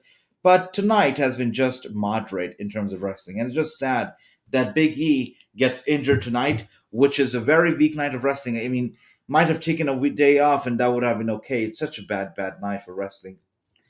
Yeah, really not feeling it tonight. And Swerve Scott, by the way, are you guys impressed from Swerve's debut? Do you think he's doing a good job so far? For me, I think he's decent. Not the best match of the night, not the best match of the week, but I think he's decent. Yeah, I can definitely do that. I mean, the collector, right? For sure. Kenny Omega versus Adam Cole. Well, I believe when Kenny Omega comes back, he's going for the championship. He's going for the gold. So if Adam Cole is the champion, I could see it happening. But if Page sticks onto it, holds onto it, I could see Omega versus Page, Chris, for sure. Thank you. Yeah, that's what I was talking about. If Kenny Omega can get Keith Lee up for the one-winged angel, I'm gonna fall in love with Kenny Omega that day. Would be crazy. Territory wrestling is back. That's true. It seems like it, right? I mean, it's a new form of territory. It's definitely a new form. Slowly and steadily, you are seeing these independent promotions slowly gain momentum, slowly get a fan base, and as they do, slowly territory wrestling comes back, which is, which is a very good way to look at it for sure. Yep, for sure. Oh wow, wow, Natalia Markova. And as I said earlier, I did an interview with her. It's never actually released it. I actually released it to the fans on Instagram, but never actually, on here. But I'd like to have her back again one day. Let's see if we can make that work. There you go. Love that. Yep, perfect. Yeah, they do need to retire. They've been here for a while, but it's good to see them getting that one last run. If it's a one last run, it's good. Let's see. But they've been around for a long time for sure. Let's see how long they're able to keep up. And Alistair seems like he's impressed with the match so far. Which indie wrestler do you want to see wrestle for women's division on the Ring of Honor? So many. I think we've already mentioned that, right? I think Kelsey Heather is more than ready. I think that Jay Lee is more than ready. You've got a lot of independent wrestlers out there. You've got Natalia Markova. I don't know if you can call her independent, but she would be an asset to ROH for sure. You've got a lot of indies out there, so it would be nice to see a lot of them. And if you don't want to talk about the men's wrestlers, get JTG on ROH, right? Get JTG on there. Get Fandango on there. Get a few of those. Would love that. We're gonna have Punk versus Seth Rollins. Punk versus Seth Rollins. No way. No way. Jacob. No way. Hey, Jason, welcome back. Your power is restored. That's the best thing I've heard all night. It's been a crazy, crazy night in wrestling. The show SmackDown sucked. NXT Level Up was fine. Rampage is average. But if we talk about the night overall, the fact that Big E actually broke his neck, and yes, he did break his neck because of a belly-to-belly suplex delivered by Ridge Holland. Big E landed right on his head on the outside mat, and he has broken his neck, unfortunately. So that's the biggest news of the night. Big E has broken his neck. It's sad. I know what you're going to say, Chris. I am so picky with my interviews. Some of them, I'm not happy with them, and I never actually release them. But I would like to release these interviews slowly and steadily, one by one. And I'm starting off with the Rich Swann this weekend. So that interview is going to be out very soon. Yeah, I think that could happen. You know what? I remember that night. I believe it was Armageddon pay-per-view. I cannot recall the year. Was it 2008 Armageddon when Jeff Hardy actually won the championship and he climbed the stage of Armageddon, and he was happy and everybody was happy and they were clapping for him and there were lots of tears in the audience. Jeff Hardy won the WWE World Championship. That was a beautiful sight. And I believe that was possibly the last time we saw him as World Champion. So it would be nice to see him as the AEW World Champion for sure. Jacob, take care. Have a good night. That's right. Oh yeah, them boys for sure, for sure. What happened to Big E? Big E unfortunately landed on his head, because of a belly-to-belly suplex from your guy Ridge Holland, and he's broken his neck. Big E has indeed broken his neck, and he is out with a bad injury. And yeah, I'm gonna be showing you a little video of it as well, just to keep you up to date here. This is how it happened. This is exactly what happened here. Ridge Holland with a belly to belly, and Big E lands right on his head here. Take a look.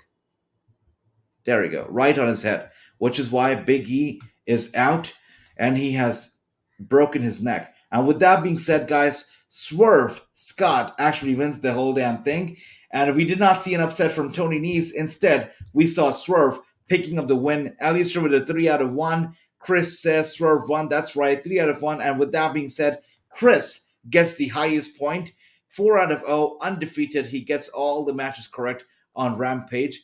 And I believe somebody else actually got all. There we go. Bobby. It was Bobby who got not just Rampage, but NXT Level Up matches correct as well, which is beautiful. There you go. 4 out of 0. Beautiful stuff. D-Star gives Rampage a 5 out of 10. I'm going to give it a 4 out of 10 as well. I'm not going too high, not too crazy. It's been an average night in wrestling. The fact that Big E broke his neck is just sad.